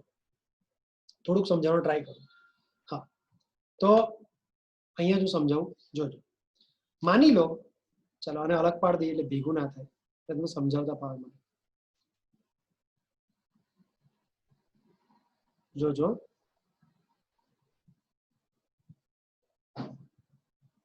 ચાલ, આટલામાં હું મારું કામ કર્યા કરું. થોડો રંગ બદલી કાઢ્યો તમને ખબર પડે. ઓકે, માની લો કે આ એક બીકર છે. આ બીકરમાં મેં દ્રાવણ ભર્યું છે. અહીંયા દ્રાવણ એ અને દ્રાવણ બી. બે કમ્પાર્ટમેન્ટ છે, એકમાં દ્રાવણ એ કમ્પાર્ટમેન્ટમાં અને દ્રાવણ બી કમ્પાર્ટમેન્ટ. બરોબર, વચ્ચે એક પડદો મૂક્યો છે, પટલ મૂક્યો છે. અત્યારે ઉપર ચલો સમજાવું છું. અહીંયા પર સાંદ્રતા વાળા દ્રવ્યો સોલ્યુશનમાં સાંદ્રતા ઓછી છે અને અહીંયા પર સાંદ્રતા વધારે છે. બરાબર, તો અહીંયા સાંદ્રતા ઓછી છે, ખ્યાલ આવે? એટલે લો કોન્સન્ટ્રેશન, સાંદ્રતા ઓછી છે, અને આમાં સાંદ્રતા વધારે છે, એટલે કોન્સન્ટ્રેશન વધારે છે. તો પાણીનો દોસ્તો નિયમ છે. હવે કેમ છે, કેવી રીતે છે, એ બધું આપણે પછી ભણીશું ચેપ્ટર 11 માં. અત્યારે જેટલું જોઈએ એટલું કહું. પાણીનો નિયમ છે કે પાણી હંમેશા ઓછી સાંદ્રતાથી, લો કોન્સન્ટ્રેશનથી હાઈ કોન્સન્ટ્રેશન તરફ જાય. એટલે પડદામાંથી પસાર થઈને, પટલમાંથી પસાર થઈને પાણી બી દ્રાવણમાંથી એ દ્રાવણ તરફ જશે. કેમ? તો કે બી માં ઓછી સાંદ્રતા છે, એમાં વધારે સાંદ્રતા છે. પાણીનો શું નિયમ છે દોસ્તો? કે પાણી હંમેશા ઓછી સાંદ્રતાથી વધુ સાંદ્રતા વાળા દ્રાવણ તરફ ગતિ કરે, વહન પામે. અને આ ઘટનાને કહેવાય આશ્રુતિ. અને શું કહેવાય? આશ્રુતિ કહેવાય. ખબર પડી દોસ્તો? આને આશ્રુતિ કહેવાય, ઓસ્મોસિસ. ઓછાથી વધારે તરફ જાય પાણી, ઓછા કોન્સન્ટ્રેશનથી વધારે કોન્સન્ટ્રેશન વાળા દ્રાવણ તરફ જાય પાણી, એને કહેવાય આશ્રુતિ. બરોબર? ઓકે, તો પાણી આવશે કે નહીં આવે લોહીમાં એ નક્કી કરશે ક્ષાર. લાઈક ચલો એક ઉદાહરણ આપું, સમજાવું. કે માન લો કે આ રુધિર વાહિની છે, બરોબર? એમાં રુધિર વહી રહ્યું છે, સરસ. હવે માન લો કે કિસ્સો હું એવું કહું છું તમને કે અત્યારે 3 કિસ્સા લઈ લઈએ. અત્યારે માન લો, હું સમજાવું તો બને જ નહીં કે ના સમજ પડે. જેટલું જોઈએ ને એટલું જ બોલીશ, એટલા સમજાવી દઈશ. જોજો. માન લો કે આટલો હિસ્સો લઈ લઈએ, એક ઘટના લઈ લઈએ. એક ઘટના લઈ લઈએ કે માનો કે અત્યારે પાણી, તમને મેં અત્યારે ભણાવ્યું કે પાણી, એક આંકડો લઈ લઈએ ફિક્સ કે 90% હોવું જોઈએ. રુધિરમાં કે રુધિરરસમાં પાણી કેટલું હોય? 90%. તો અત્યારે 90% છે. તો અત્યારે 90% છે તો કોઈ વાંધો નહીં. પણ માન લો કે હવે બીજો કિસ્સો, કે માન લો કે કોઈક વાર રુધિરમાં કે રુધિરરસમાં પાણી ઘટી ગયું, એટલે પાણી થઈ ગયું 80%. તો 10% ઘટ્યું તો પાણીને અંદર લાવવું છે. 10% ઘટ્યું તો પાણીને અંદર લાવવું પડશે. હવે એટલે અંદર પાણી ઘટી ગયું તો લોહીમાં પાણી ઘટ્યું તો લોહીમાં પાણી વધારે લાવવું પડશે ને. 10% પાણી ઓછું તો 10% પાણી બહારથી અંદર લાવવું પડશે, રુધિરને રુધિર વાહિનીઓમાં. બરોબર? તે પાણીને લાવવું હોય તો ક્ષાર ક્યાં રહેશે? વિચારો, ક્ષાર ક્યાં રહેશે? અંદર વધારે રહેશે. અંદર ક્ષાર વધી જશે અને બહાર ક્ષાર ઘટી જશે. તો જ બહાર ઓછી સાંદ્રતા થશે અને અંદર વધારે સાંદ્રતા થશે. તો પાણી ઓછી સાંદ્રતાથી વધારે સાંદ્રતા તરફ આવશે, બહારથી અંદર આવશે. બહારથી અંદર આવે પાણી એટલે પાણી વધતું જાય, વધતું જાય, વધતું જાય, 80 થી 90% થઈ ગયું. તો ક્ષારે એવી રીતે મેનેજ કર્યું કે પાણીને અંદર આવવું પડે. બહાર ક્ષાર ઓછા રહ્યા, અંદર ક્ષાર વધી ગયા તો પાણી અંદર આવ્યું. અને કહેવાય આશ્રુતિ નિયમ. આશ્રુતિ નિયમન કર્યું, પાણીને અંદર લાવતું તો લાય. હવે એક બીજી ઘટના વિચાર. માન લો કે 90% પાણી હોવું જોઈએ, પણ આ વખત પાણી માન લો કે વધી ગયું છે, 95% થઈ ગયું. આટલું બધું પાણી પણ સારું નહીં, લોહી એકદમ પાતળું થઈ જાય. તો 5% પાણી વધી ગયું. તો હવે પાણી વધારે છે તો વધારે પાણીને રુધિરને રુધિર વાહિનીથી બહાર નાખવું છે. તો સમજી ગયા તમે? આ વખત ક્ષાર શું ચાલ વાપરશે? આ વખત ક્ષાર દોસ્તો બહાર વધી જશે અને અંદર ઘટી જશે. ખબર પડી? ક્ષાર બહાર વધી ગયા અને અંદર ઘટી ગયા તો મજબૂરી ખાતર પાણી ઓછી સાંદ્રતાથી વધારે સાંદ્રતા તરફ પાણી અંદરથી બહાર આવવું પડ્યું. એટલે વધારાનું પાણી બહાર જવા લાગ્યું એટલે પાછું 90% પાણી થઈ ગયું. તો પાણીની માત્રા 90% જાળવી રાખવા, પાણીને અંદર લાવવું કે બહાર લઈ જવું એ ડિસિઝન લેવા ક્ષાર નક્કી કરે. તો ક્ષાર એક આશ્રુતિ જાળવે, પાણીના વહનની નિયમનને જાળવે. તો આશ્રુતિ નિયમન ઓસ્મો રેગ્યુલેશન અને બીજું પીએચ રેગ્યુલેશન, પીએચ જાળવે. બસ 2 કામ કરે. હવે કોઈ માથું નહીં કહું, કમ્પ્લીટ ખબર પડી. બરોબર? નાઇસ. ચલો ત્રીજો નંબર આવ્યા છે મિત્રો, પ્રોટીન. કેટલા પ્રોટીન હોય? તો હું કહેવા જાઉં ને તો લોટ્સ ઓફ પ્રોટીન છે ચેપ્ટર 18 ભણાવીશ ત્યારે રુધિર ગંઠાવાની ક્રિયા આવશે, કેવી રીતે આપણને વાગે અને વાગતાની અંદર લોહી નીકળે તે બહાર નીકળતું લોહી થોડી વારમાં ગંઠાઈ જાય. તે લોહી ગંઠાવાની ક્રિયા 1.5 કલાક ભણીશ આખા ચાર્ટ સાથે. તારે કહીશ કે લોહીમાં બધા પ્રોટીન હોય, એકચ્યુઅલી 13 પ્રકારના મેઇન પ્રોટીન હોય જે લોહીની ગંઠાવાની ક્રિયા કરે. આખો ચાર્ટ દોરીને આખો મિકેનિઝમ સમજાવીશ કે વિધિન 5 મિનિટ કોઈ જગ્યાએ વાગે અને 5 મિનિટની અંદર અંદર તમારું લોહી ગંઠાઈ જાય એ 13 પ્રોટીનની કરામતથી. પણ બધા પ્રોટીન અત્યારે તો કહેવાની જરૂર નથી, જ્યારે ભણીશું ત્યારે 18મા ચેપ્ટરનો ભણી લઈશું. અત્યારે જેટલી જરૂર છે એટલું કહું તો દોસ્તો રુધિરમાં મેઇન ચોપડી પ્રમાણે અત્યારે આ ચેપ્ટરના માધ્યમથી કહું તો 4 પ્રકારના પ્રોટીન યાદ રાખવું. બાકી હોય તો લોટ્સ ઓફ પ્રોટીન, 13 પ્રોટીન તો લોહી ગંઠાવામાં જ જવાબદાર છે. આપણે બધા નથી યાદ રાખવા, જે પૂછાય યાદ રાખીએ અત્યારે. તો 4 પ્રોટીન હું અત્યારે કહીશ. એક, ચલો અહીં નથી બગાડતો અને આપણે પાછળ લઈ જઈએ. બોલો જલ્દી ફટાફટ બોલો. રુધિરના પ્રોટીન, રુધિર રસમાં પ્રોટીનનું પ્રમાણ કેટલું? મેં હમણાં કીધું 7-8% જેટલા પ્રોટીન, 6-7-8% જેટલું. રુધિરના પ્રોટીનને કહેવાય નત્રલ. રુધિર નત્રલ, ભૂલ ના કરતા. રુધિર નત્રલ, નત્રલ એટલે પ્રોટીન, નત્રલ. બરોબર. આમ મેં કીધું બહુ બધા પ્રકારના હોય, પણ આપણે અત્યારે 4 જ યાદ રાખીએ. એક, serum albumin. Serum albumin, serum albumin. Okay. બીજું, સીરમ ગ્લોબ્યુલિન. ત્રીજું, સીરમ ફાઇબ્રિનોજન. અને ચોથું, પ્રોથ્રોમ્બિન. ચાલો હું તમને ઇંગ્લિશમાં લખીને આપું એટલે કોઈ ગડબડ ના થાય. સીરમ આલ્બ્યુમિન, સીરમ ગ્લોબ્યુલિન, સીરમ ફાઇબ્રિનોજન અને પ્રોથ્રોમ્બિન.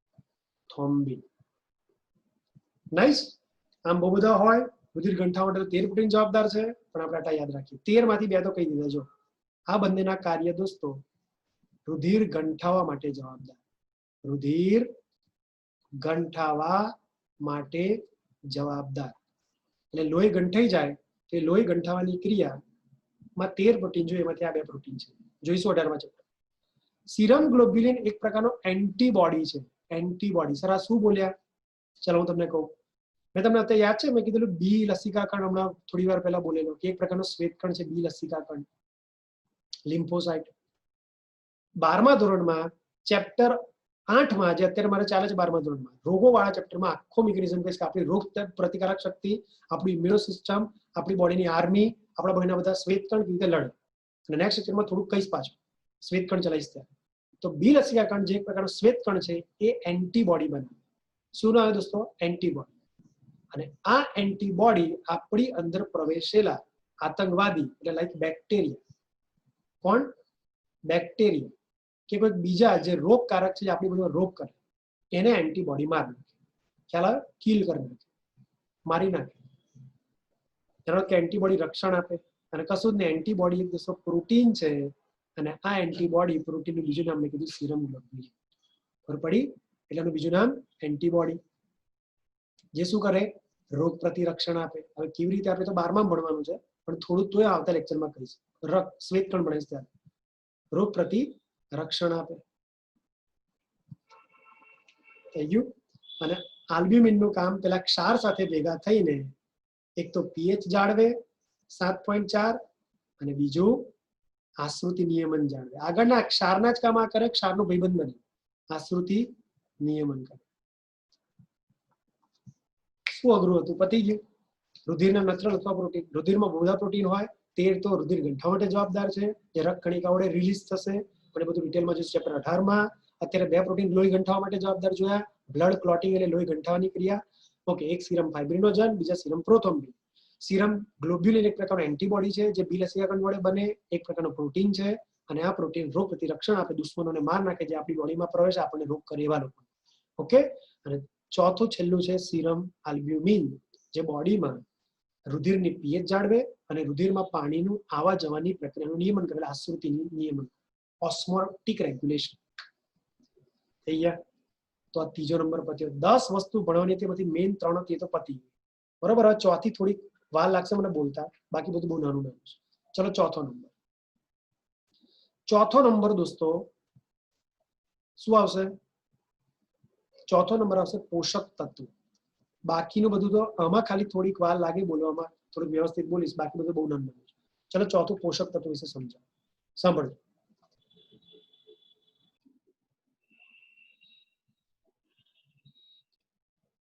ચોથો નંબર પોષક તત્વો જોયા કરો શું છે. આમ તો મારે કશું કેવું નહીં. જો જે કંઈક આપણે ખાઈએ, જે કંઈક આપણી બોડીમાં પચે, એ બધી પચેલી વસ્તુ લોહીમાં આવે, લોહીમાંથી બધા અંગો અને કોષો સુધી પહોંચે. તો બધા પોષક તત્વો જેટલા તમે ખાવ એ બધા પોષક તત્વો લોહીમાં તો આવવાના જ છે. એ મારે નહીં કે, પણ મારે 2 પોષક તત્વો વિશે MCQ પૂછાય છે એની ચર્ચા કરું. એક છે ગ્લુકોઝ એટલે શર્કરા, રુધિરની શર્કરા, અને બીજી નંબર 2 કોલેસ્ટેરોલ, લોહીનો લિપિડ, લોહીમાં ચરબી. તો હવે શાંતિ સાંભળો.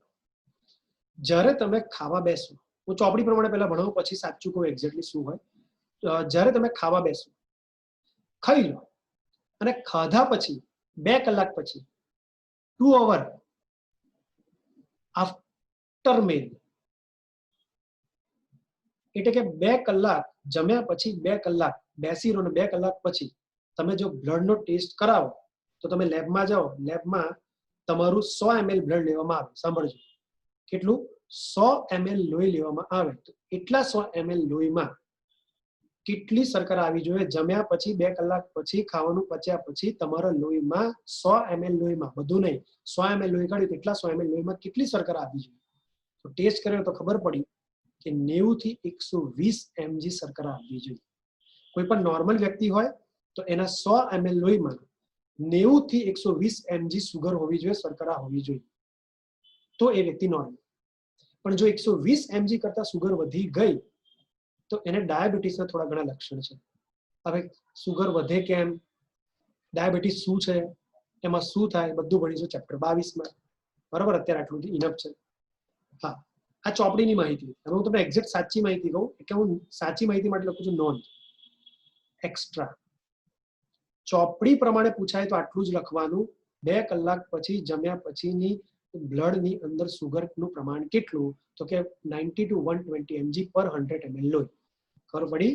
પણ આ તો થિયરિટિકલ હતું, એટલે માત્ર ચોપડીનો MCQ બેઠો વેલ્યુ આવે એટલે તમે ચોપડીની વેલ્યુ કીધી. બાકી સાચું હું તમને કહું છું, આજ પછી રિપોર્ટ જોવો કોઈનો તો જોજો 2 ટેસ્ટ ડાયાબિટીસ, ખાધા પહેલા ને ખાધા પછી. તો બિફોર મેલ, તમે જમો ત્યાર પહેલા તમે ટેસ્ટ કરાવો, તો તમારા 100 ml લોહીમાં શર્કરા 70 થી 90 mg ની વચ્ચે હોવી જોઈએ, તો તમે નોર્મલ. જમ્યા પહેલા શર્કરાનું પ્રમાણ 70 થી 90 mg, 100 mg થી વધવું ના જોઈએ. પણ તમે જમી લો છો એટલે તમારી અંદર જમ્યા તો જમવાના કારણે સુગર અંદર આવી, ઘણા તત્વો આવ્યા, તે સુગર તમારા લોહીમાં વધવાની ઓબ્જેક્ટ. તો હવે તમે જમી લીધું, 2 કલાક બેસી રહ્યા, 2 અવર આફ્ટર મેલ જો તમારી સુગર માપવામાં આવે 2 કલાક જમ્યા પછી ની સ્થિતિમાં, તો 140 mg કરતા ઓછી હોવી જોઈએ, લેસ ધેન 140 mg પર 100 ml. 100 ml લોહીમાં 140 mg થી ઓછી સુગર હશે તો ચાલશે. આ એક્ઝેક્ટ વેલ્યુ છે. ખબર પડી? મેં એક્ઝેક્ટ વેલ્યુ ના ભણાવું દોસ્તો તો તમે કોઈનો રિપોર્ટ જોવો ને, એક વાત કહું દોસ્તો, ખોટું નહીં માનવાનું, પણ અત્યારે હજી આપણે ભણી રહ્યા છે એટલે જ્ઞાન એટલું બધું આપણામાં તરત આવી નથી. ધીમે ધીમે હવે તમે મારી સાથે ભણશો, કોલેજમાં ભણશો, ત્યારે જ્ઞાની થશો, ત્યારે પ્રેક્ટિસ કરશો, ત્યારે તમે કંઈક કોઈને સ્ટેટમેન્ટ આપવાને લાયક થશો. અત્યારે ખાલી જાણકારી પૂરતું તમે રિપોર્ટ જોઈને તમે સંતોષ કરી શકો, હા આવી હોય, પણ ધડાક કંઈક રિપોર્ટ જોઈને હવે ભણ્યા એટલે કહી નહીં દેવાનું. કારણ કે આપણે બહુ જાણતા હોય તો આપણે બહુ ઈચ્છા હોય કહેવાની, પણ અધૂરો ઘડો વધારે છલકાય દોસ્તો. એટલું યાદ રાખવાનું, આપણે અધૂરા ઘડા નથી, આપણે પૂરા ઘડા બનવા. ખ્યાલ આવે છે? એટલે અત્યારે માની શકીએ કે આપણે અધૂરો ઘડો છે તો આપણે છલકાવાનું નથી, આપણે પૂરો ઘડો બનો અને પછી વ્યવસ્થિત રિસ્પોન્સ આવે. ખ્યાલ આવે? તમે કોઈને ધડાક કઈ રિપોર્ટ જોતા એવું ના કહેતા, હા અમારા સરે આવું ભણાવ્યું છે કે 90 થી 120 mg ની વચ્ચે સુગર હોવી જોઈએ, તમારે તો 140 mg છે, તમને ડાયાબિટીસ. બિલકુલ નહીં. થિયરિટિકલ બુકનો વર્ડ કહું તો 90 થી 120 mg ઓન એન એવરેજ સંખ્યા નક્કી કરે, પણ પ્રેક્ટિકલી કહું તો જમ્યા પહેલા 90-70 mg જોઈએ, સુગર 100 થી વધવી ના જોઈએ, અને જમ્યા પછી 140 ની આસપાસ જાય સુગર તોય ચાલે. ગળ્યા તત્વો ખાવ તો સુગર વધી, પણ આ 140 થી વધી જાય છે તો બોર્ડર લાઈન ધીમે ધીમે ડાયાબિટીસના લક્ષણો દેખાવાના શરૂ થવાનો ચાન્સ છે. બધું ડિટેલમાં ભણીશું ચેપ્ટર 22. તો આ હતી ગ્લુકોઝની કહાની, તમારે આ યાદ રાખવાનું, બરોબર. હવે કોલેસ્ટ્રોલની કહાની. કોલેસ્ટેરોલ જમ્યા પછી, જમ્યા પહેલા 24 કલાક ગમે ત્યારે માપો તો તમારા 100 ml લોહી લેવામાં આવે તો 100 ml લોહીમાં તમારું કોલેસ્ટ્રોલનું પ્રમાણ 200 mg થી ઓછું હોવું જોઈએ. 200 mg થી ઓછું હોવું જોઈએ દોસ્તો, યાદ રાખજો. ખબર પડે છે? 200 mg થી લેસ ધેન હોવું જોઈએ. લિપિડ ખરાબ વસ્તુ છે. જો 200 mg તમારી બોડીમાં લિપિડ વધ્યો તો તમારા લોહીમાં, રુધિરમાં, બોડીમાં નહીં, રુધિરમાં 200 mg થી જો તમારું કોલેસ્ટ્રોલ વધી જાય તો તમારું લોહી જાડું થઈ જાય, અને તમારું લોહી થીકર થઈ જાય, જાડું થઈ જાય તો વહેવામાં તકલીફ પડે, તો પ્રોપર ઓક્સિજન અંગોને પહોંચાડે. હાર્ટ થી લઈને, બ્રેન થી લઈને, કિડની થી લઈને બહુ બધા પ્રોબ્લેમ આવે. એ બધા પ્રોબ્લેમ ડિસ્કસ થશે ચેપ્ટર 18. રુધિરનું ચેપ્ટર ભણીએ પછી રુધિરના રોગો ભણીશું. ખ્યાલ આવે? કોલેસ્ટ્રોલ વધવો ના જોઈએ અને સુગર પણ વધવી ના જોઈએ. બાકી બ્લડ પ્રેશરની બીમારી આવે, કોલેસ્ટ્રોલ વધે તો, અને ગ્લુકોઝની બીમારી આવે, ડાયાબિટીસની બીમારી આવે, ગ્લુકોઝ થઈ ગયું. એટલે બંનેની મેં વેલ્યુ કીધું, આવડશે? ઓકે. પણ હવે તમે જ્યારે રિપોર્ટ દેખશો ને, હવે હું થોડુંક પાછું એક્સ્ટ્રા કહેવામાં, જે તમારી બુકમાં નથી અને તમારે પૂછાય પણ નહીં, પણ સાચું નોલેજ આપવું ધર્મ કરમ છે મારું, એટલે આ પણ સાંભળવું. લિપિડ પાછા બહુ બધા પ્રકારના. એક લિપિડ હોય HDL, હાઈ ડેન્સિટી લિપિડ. આ અત્યારે નહીં ભણાવતો, અત્યારે ખાલી કહું છું, આ બધું ભણાવવાનું આવશે મારે ડિટેલમાં. હા, આગળ 11મા ધોરણમાં 12મા ધોરણમાં. અત્યારે જેટલું જોઈએ એટલું કહું, એટલે લખશો ને કે જગ્યા ચાલશે. હાઈ ડેન્સિટી લિપિડ, અને લખો તો એક્સ્ટ્રા લખીને રાખજો કે જે માહિતી માટે છે. હાઈ ડેન્સિટી લિપિડ બહુ સારો લિપિડ આવે દોસ્તો, આ ગુડ લિપિડ છે, આ બોડીમાં જોઈએ છે. બીજો એક લિપિડ આવે લો ડેન્સિટી લિપિડ. ત્રીજો એક લિપિડ આવે વેરી લો ડેન્સિટી લિપિડ. અને ત્રીજો એક લિપિડ આવે, કોલેસ્ટ્રોલ આવે, ફેટ આવે, ટ્રાઇગ્લિસરાઇડ. આ ત્રણે લિપિડ બેડ લિપિડ કહેવાય, ખરાબ લિપિડ કહેવાય. તો આ બોડીમાં હોય ને તો સારું. આની value on an average 50 mg પર 100 ml હોય છે. 100 ml લોહીમાં 50 mg એની માત્રા હોય તો સારું. પણ બેડ લિપિડની માત્રા મેં તમને કીધું લેસ ધેન 200 mg પર 100 ml બ્લડ. 100 ml લોહીમાં 200 mg થી ઓછી માત્રા હોવી જોઈએ bad lipid, very low density lipid, low density lipid અને ટ્રાઇગ્લિસરાઇડ. પણ high density lipid HDL good lipid છે, એની માત્રા બોડીમાં સારી હોવી જોઈએ. 50 mg તો હોવું જ જોઈએ. કેટલીક વાર 50 mg થી ઓછું હોય, 40 mg કરતા ઓછું થઈ જાય તો તકલીફ પડે. બહુ ડિટેલમાં ચર્ચા કરીશું આપણે આવનારા લેક્ચરોમાં, આવનારા ચેપ્ટરમાં, બરોબર. તો આ ડિટેલમાં તો, એટલે બ્લડ રિપોર્ટમાં પાછું આવું બધું લખાઈને આવે, LDL, HDL, VLDL, ટ્રાઇગ્લિસરાઇડ, એટલે મેં તમને ડિટેલમાં થોડું કીધું. બાકી ચોપડીની ભાષામાં યાદ રાખવું તો પૂછાશે એટલું જ કે બ્લડમાં કે રુધિર રસમાં કોલેસ્ટ્રોલ કેટલો હોવો જોઈએ, 200 mg કરતા ઓછો 100 ml લોહીમાં. તો આ હતું પોષક તત્વો વિશેની કહાની, ચોથી પતિ, બરોબર. ચાલો 5મી કહાની. હવે બધું વાતો છે. 5મી કહાની અહીંયા લખી કાઢું છું. 5મી કહાની વાયુ. તો બોડીમાં ફેફસાથી કોષો સુધી રુધિર ઓક્સિજન લઈ જાય એટલે રુધિરમાં ઓક્સિજન હોય. કોષોથી ફેફસા સુધી રુધિર CO2 લાવે એટલે રુધિરમાં CO2 પણ હોય, અને નાઇટ્રોજન પણ હોય. નાઇટ્રોજન, ઓક્સિજન અને કાર્બન ડાયોક્સાઇડ રુધિરમાં વાયુઓ હોય, બરોબર. એના પછી ઉત્સર્ગ દ્રવ્યો. શું દોસ્તો? ઉત્સર્ગ દ્રવ્યો. હમણાં જ મેં કીધું કોષો કામ કરે તો નકામો કચરો બનાવે, અને એ નકામા કચરાને કોષોમાંથી મૂત્રપિંડ સુધી, કિડની સુધી લાવવાનું કામ રુધિરનું. તો દરેક કોષો જે ઉત્સર્ગ દ્રવ્ય બનાવે, નકામો કચરો બનાવે, એટલે રુધિરમાં આવવું જ પડે. તો બધા જ ઉત્સર્ગ દ્રવ્યો રુધિરમાં આવે કિડની સુધી પહોંચવા માટે. સૌથી ફેમસ છે આપણી બોડીમાં બનતા એમોનિયા, યુરિયા,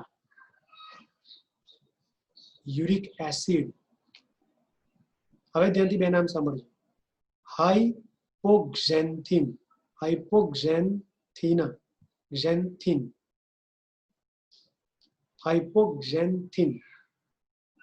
ખબર પડી? ક્રિએટિનાઇન. કદાચ ગુજરાતીમાં તકલીફ પડતી હોય તો અંગ્રેજી લખું, હાઇપોક્ઝેન્થિન ખબર પડી, અને ક્રિએટિનાઇન. તો hypoxanthine, creatinine, ammonia, urea, uric acid, થોડુંક ઘણું CO2, થોડુંક ઘણું પાણી, આ બધા ઉત્સર્ગ દ્રવ્યો બને. બરોબર, જે રુધિરમાં આવે છે, રુધિર રસમાં હોય છે. છઠ્ઠો નંબર આવડે. ઓકે, એના પછી સાતમો નંબર બોલો. કશું કેવું નહીં મારે, બોડીમાં બધા પ્રકારના અલગ અલગ અંતઃસ્ત્રાવો હોય. ચેપ્ટર 22 અંતઃસ્ત્રાવી તંત્રોમાં ભણવાનું જ છે, પણ તોય મેં તમને પેલું અધિચ્છદીય પેશી ગ્રંથિ અધિચ્છદ ભણી ત્યારે કીધેલું કે એન્ડોક્રાઇન ગ્લેન્ડ, અંતઃસ્ત્રાવી ગ્રંથિઓ પાસે નલિકા નથી હોતી, એટલે અંતઃસ્ત્રાવી ગ્રંથિ પોતાના અંતઃસ્ત્રાવનો સ્ત્રાવ રુધિરમાં કરે. કીધેલું તો રુધિરમાં બધા જ અંતઃસ્ત્રાવ આવે. બરોબર. એના પછી આઠમો નંબર, બોડીમાં અલગ અલગ પ્રકારના બધા જ વિટામિન કોષોને જોઈએ તે બધા વિટામિન રુધિર પહોંચાડે. રુધિરમાં બધા જ વિટામિન હોય, like A, D, E, K, B, C, આ બધા વિટામિન રુધિરમાં હોય. ખ્યાલ આવે દોસ્તો? અલગ અલગ પ્રકારના અહીંયા લખું જગ્યા નહીં એટલે અલગ અલગ પ્રકારના બહુ જ બધા એન્ઝાઇમ એટલે ઉત્સેચકો હોય, અને બહુ જ બધા અલગ અલગ પ્રકારના લાસ્ટ એન્ડ ફાઇનલ પિગમેન્ટ એટલે રંજક કણો, અલગ અલગ રંગ આપનારા કણ રંજક કણ. લાઈક યકૃતમાં બનતા પિત્ત રસમાં પિત્ત રંજક કણ હોય, પીળા પીળા રંગના રંજક કણ હોય, એ પણ લોહીમાં આવે. જેમ જેમ આપણે આગળ ભણીશું પાચન ત્યારે ખબર પડશે. અલગ અલગ રંગના રંજક કણ હોય, લાઈક પિત્ત રંજક કણ પીળા રંગના. અને રોગ પ્રતિકારક દ્રવ્યો, રોગ પ્રતિરક્ષણ આપનારા રોગ પ્રતિકારક દ્રવ્યો. બરોબર. બહુ જ બધા અલગ અલગ એગ્લુટીન, એન્ટીબોડી, ઇન્ટરફેરોન, ઇન્ટરલ્યુકિન, આવા બહુ બધા તત્વો આવે જે આપણે રોગ પ્રતિકારક તંત્રમાં ભણીશું. એવા લોટ્સ ઓફ રોગ પ્રતિરક્ષણ આપતા તંત્રો દ્રવ્યો હોય જે રોગ પ્રતિકારક તંત્રમાં હેલ્પ કરશે, રોગ પ્રતિરક્ષણ આપવામાં હેલ્પ કરશે. બરાબર. ઇન્ટરલ્યુકિન, ઇન્ટરફેરોન, એગ્લુટિનિન, યાદ રહેશે, એન્ટીબોડી. ઠીક છે, કશું લખવાની જરૂર નહીં, જ્યારે આવશે ત્યારે ભણતા આવડી જશે. અત્યારે આટલું લખી રાખવાનું. તો મેં તમને વચન આપેલું કે રુધિર રસ વિશે 10 વાતો કહીશ, અને 10મા મુદ્દામાં 10 કોમ્પોનેન્ટ, 10 રુધિર રસના તત્વો કહીશ. તો કમ્પ્લીટ પૂરું થયું આ રુધિર રસ. ખ્યાલ આવ્યો? ચલો એકવાર ફરીથી રિવાઇઝ કરાવી દઉં, હું થોડો નાનો થઈ જાઉં, બધું દેખાય. ચલો બોલો. રુધિર રસની 10 વાતો મને એકવાર રિપીટ કરાવો. શું કીધું મેં કે રુધિર રસ ના 10 મુદ્દા યાદ રહી ગયા? બસ 10 જ મુદ્દા યાદ રાખવાના, એટલે આ લાઈફ ટાઈમ માટે રુધિર રસની બધી વાતો તમને ખબર પડી. બરોબર. પ્રવાહી છે, તંતુ નથી, સ્થાયી નથી, સતત વહેતું રહે છે, ફેઇન્ટ યલો એટલે થોડું ધૂંધળું આછો પીળા કલરનું છે, ક્ષાર છે એટલે pH 7.4, થોડીક બેઝિક છે, આલ્કલી છે, 55% રુધિરનો હિસ્સો રોકે, 45% રુધિર કણ આવેલા હોય, ચીકણું છે, અને આમાં 10 પ્રકારના તત્વો આવેલા છે. લાઈક પહેલું તત્વ પાણી, બીજું તત્વ ક્ષાર, અને ત્રીજું તત્વ પ્રોટીન. એમાંથી સૌથી વધારે 90 થી 92% પાણી છે, જેનું કામ છે બોડીનું ટેમ્પરેચર જાળવવું. ટેમ્પરેચર વધી જાય તો 300 રૂપિયા પાણી, વરાળ, હોટ યુરિન અને પરસેવો બનીને બહાર નીકળી જાય, અને બોડીનું ટેમ્પરેચર પાછું ઠંડુ પાડી દે, 37 કરી નાખે, લો કરી દે. ક્ષાર બ્લડની પીએચ પણ જાળવે, અને બ્લડમાં પાણી આવશે કે પાણી બહાર જશે, પાણીના આવવા જવાનું નિયમન એટલે આશ્રુતિ નિયમન કરશે. ધન આયન, ઋણ આયન એવા બધા આયન આવેલા હોય. પ્રોટીન, રુધિર નત્ર એટલે પ્રોટીન. 4 પ્રકારના પ્રોટીન આપણે ભણ્યા. સીરમ આલ્બ્યુમિન જે ક્ષારનો ભાઈબંધ બનીને પીએચ જાળવે અને આશ્રુતિ નિયમન કરે. આલ્બ્યુમિન, ગ્લોબ્યુલિન, સીરમ આલ્બ્યુમિનની જેમ સીરમ ગ્લોબ્યુલિન એન્ટીબોડી છે, બી કોષ વડે બને, બી લસિકા કણ વડે રોગ પ્રતિરક્ષણ આપે. સીરમ ફાઇબ્રિનોજન અને પ્રોથ્રોમ્બિન જેવા પ્રોટીન છે જે બોડીમાં લોહી ગંઠાવાની ક્રિયાનું નિયંત્રણ કરે. એ બે નહીં, બીજા એક્સ્ટ્રા 11, ટોટલ 13 પ્રોટીન એવા છે જે રુધિર રસમાં આવેલા હોય, જે ચેપ્ટરમાં ભણવાના છે 1.5 કલાક, અને લોહી ગંઠાવાની ક્રિયા આવશે. ઓકે. ચોથું છે પોષક તત્વ. બહુ બધા પોષક તત્વો, બધા જે આપણે ખાઈએ પચે એ બધું લોહીમાં આવે. પોષક તત્વોમાં સૌથી main sugar 90 to 120 mg/100 ml પ્રમાણ હોવું જોઈએ, અને કોલેસ્ટ્રોલનું પ્રમાણ ગમે ત્યારે 100 ml લોહીમાં 200 mg થી ઓછું હોવું જોઈએ. બરોબર. ખરાબ lipid, low density lipid, very low density lipid અને ટ્રાઇગ્લિસરાઇડ જેવા ખરાબ bad lipid, bad cholesterol 200 mg કરતા લેસ ધેન હોવા જોઈએ 100 ml લોહીમાં. ઓકે, વાયુ O2 CO2 અને નાઇટ્રોજન જેવા વાયુ હોય છે આપણા લોહીમાં.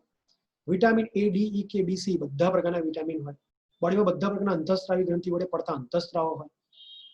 Ammonia, urea, uric acid, hypoxanthine, creatinine, CO2, H2 જે ઉત્સર્ગ દ્રવ્યો હોય જે કિડની સુધી લઈ જઈશું મૂત્ર બનાવવા, યુરિન બનાવવા. બોડીમાં બધા પ્રકારના એન્ઝાઇમ હોય જે લોહીમાં આવે. બોડીમાં અલગ અલગ પ્રકારના રંજક કણ હોય, લાઈક પિત્તરસ વડે બનતા પિત્તરંજક દ્રવ્ય, પીળા રંગના રંજક કણ. ખબર પડી? એ પણ લોહીમાં આવે. અને રોગ પ્રતિરક્ષણ આપનારા ઘણા બધા તત્વો હોય જે લોહીમાં આવે. એટલે 10 તત્વો હોય રુધિર રસમાં. બરોબર? હવે છેલ્લી વાત કહીને હું તમને વિરામ આપીશ. બરોબર? આપણો લેક્ચર પૂરો થશે. શાંતિથી સાંભળ્યા કરો જે કહું ને. જોજો. શરૂઆતમાં મેં કીધેલું કે પેલા યલો કલર કેમ ધૂંધળો દેખાય છે, ફેઇન્ટ યલો કલર મેં કેમ કીધું, એનું રહસ્ય કહું, બહુ જ મસ્ત ડેફિનેશન પૂછાય છે, એના છેલ્લે જ ભણાવાય અને આ મેઇન છે. બરોબર? હું થોડો પોતાને મોટો કરી દઉં એટલે તમને દેખાય કમ્પ્લીટ. બસ 5 મિનિટમાં લેક્ચર પૂરું થાય છે દોસ્તો. ચલો જોજો. હું એક બાજુ લખું છું બ્લડ પ્લાઝમા, ધીમે ધીમે બ્લડ પ્લાઝમા, અને બીજી બાજુ લખું છું બ્લડ સીરમ. સર સમજ ના પડી. ચાલો બે અર્થ સમજો. બ્લડ પ્લાઝમા એટલે તો ખબર તમને, રુધિર રસ, જે તમે ભણી ગયા. પેલા રુધિર રસ વિશે બધું લખી કાઢ્યું. ચલો જોઈએ. અહીં હું દોરું છું રફલી. ચલો તમે શું કર્યું દોસ્તો કે જે બ્લડ હતું એ બ્લડ માંથી તમે શું કાઢી નાખ્યું? રક્ત કણ કાઢી નાખ્યા, શ્વેત કણ કાઢી નાખ્યા, રક્ત કણિકા કાઢી નાખી, અને પછી જે બચ્યું એને તમે કીધું રુધિર રસ. ખબર પડી? એને તમે શું કીધું? રુધિર રસ. સરસ સર, સમજ પડી ગઈ કે રુધિરના કણો, સાંભળજો દોસ્તો, રુધિરના કણ એટલે રક્ત કણ, શ્વેત કણ, રક્ત કણિકાને કાઢી નાખો, ફેંકી દો, બહાર કાઢી. તો એને બાદ કરતા જે પ્રવાહી બચ્યું એ પ્રવાહીને રુધિર રસ કહેવાય. જોયું? ગણિતનું સૂત્ર બનાવી દીધું વાતો વાતો. રુધિર રસ બરાબર પ્રવાહી માઇનસ રુધિર કણો. જોઈ લો, આ રુધિર છે, એમાંથી રક્ત કણ ફેંકી દીધા, શ્વેત કણ ફેંકી દીધા, રક્ત કણિકા ફેંકી દીધી, તો રુધિરના કણો ફેંકી દીધા, જે બચ્યું એ આખું રુધિર રસ. આ દોસ્તો કેવા રંગનું હોય? તો કે આ ફેઇન્ટ યલો રંગનું હોય, ધૂંધળું પીળા રંગનું હોય. ધૂંધળું એટલે કીધું કે એની અંદર બધા તત્વો મિક્સ, જેટલા આગળ 10 કીધા બધા તત્વો મિક્સ. ત્રીજું, શું આની અંદર લોહી ગંઠાવાની તાકાત હોય? જ ને. મેં હમણાં તો કીધું એની અંદર રુધિર રસમાં બધા પ્રોટીન હોય, 13 પ્રકારના પ્રોટીન હોય. તો એ 13 પ્રકારના પ્રોટીન રુધિર ગંઠાવા માટે જવાબદાર પ્રોટીન તે હોય આમાં. એટલે રુધિર ગંઠાવા માટે જવાબદાર તત્વો હોય, સાથે વિટામિન કે પણ હોય અંદર. બધા વિટામિન હોય તો વિટામિન કે પણ હોય. વિટામિન કે પણ રુધિર ગંઠાવે તત્વો ધરાવે. હવે જો રુધિર ગંઠાવાના તત્વો ધરાવતું હોય તો રુધિર રસ પાસે તાકાત હોય લોહી ગંઠાઈ નાખવાની. એટલે લોહી ગંઠાવામાં પાર્ટ લઈ શકે, ભાગ લઈ શકે. રુધિર ગંઠાવાની ક્રિયામાં ભાગ લઈ શકે. બરોબર? ફરી એકવાર કહું, રુધિરના રક્તકણ, શ્વેતકણ, રક્તકણિકા જેવા રુધિરના કણો નાખી દીધા, માઇનસ કરી દીધા, તો પછી રુધિર રસ ફેઇન્ટ યલો કલરનું, ધૂંધળા આછા પીળા રંગનું છે. એની અંદર વિટામિન કે, પ્રોથ્રોમ્બિન, ફાઇબ્રિનોજન જેવા બહુ જ બધા 13 પ્રોટીન છે જે લોહી ગંઠાવા માટે જવાબદાર છે. એટલે આ લોહી ગંઠાવાની ક્રિયામાં ભાગ લે. સરસ, કમ્પ્લીટ 4 વાક્યને એક ધડાકામ બોલી દીધું મેં. સરસ. તો સર આ બીજું શું લખ્યું તમે? Blood serum. બસ આ શાંતિથી સાંભળો. ફરીથી હું દોરીને બતાવું. ચાલો, ફરીથી લોહી લીધું. આ લોહીમાં તમે શું કાઢ્યું હોય ધ્યાનથી જોજો. આરબીસી કાઢ્યા એટલે રક્તકણ કાઢ્યા, ડબ્લ્યુબીસી એટલે શ્વેતકણ કાઢ્યા, રક્ત કણિકા એટલે પ્લેટલેટ કાઢી. તેવું તો પહેલા કાઢી હતું, સેમ 3 વસ્તુ અત્યારે કાઢી. તો હવે જે દેખાય છે રુધિર રસ છે. પણ આ રુધિર રસમાં હવે હું દોસ્તો એક વસ્તુ બીજી કાઢી નાખું. રુધિર ગંઠાવા માટે જવાબદાર તત્વોને કાઢી નાખ્યા. એટલે પેલા 13 પ્રોટીન, ફાઇબ્રિનોજન, પ્રોથ્રોમ્બિન જેવા પ્રોટીન અને વિટામિન કે જે લોહી ગંઠાવા માટે જવાબદાર હોય બધું લોહી ગંઠાવાળા તત્વોને મેં કાઢી નાખ્યા. બાકી જે બચ્યું ને એને કહેવાય, શું કહેવાય? Serum, blood serum. તો રુધિર રસ કરતા સીરમ અલગ. ખબર પડી? વ્યાખ્યા લખો તો આવી રીતે લખાય. સીરમ, બ્લડ સીરમ, રુધિરનું સીરમ એટલે શું? તો કે પ્રવાહી એટલે શું? રુધિર રસ, રુધિર રસ. અને રુધિર રસમાંથી તમે શું કાઢી નાખ્યું? રુધિર રસમાંથી તમે શું કાઢી નાખ્યું? રુધિર ગંઠાવા માટે જવાબદાર તત્વો. બરોબર? તો રક્કણ, શ્વેતકણ, રક્કણિકા તમે કાઢી જ નાખી છે. હવે એક્સ્ટ્રા શું કાઢી નાખ્યું? શું કાઢી નાખ્યું? રુધિર રસ પછી તમે એક્સ્ટ્રા શું કાઢી નાખ્યું? ચલો, રુધિર રસ તો રુધિર રસ ઓછા રુધિર ગંઠાવા માટે જવાબદાર તત્વો. રુધિર રસ તો કોને કહેતા હતા?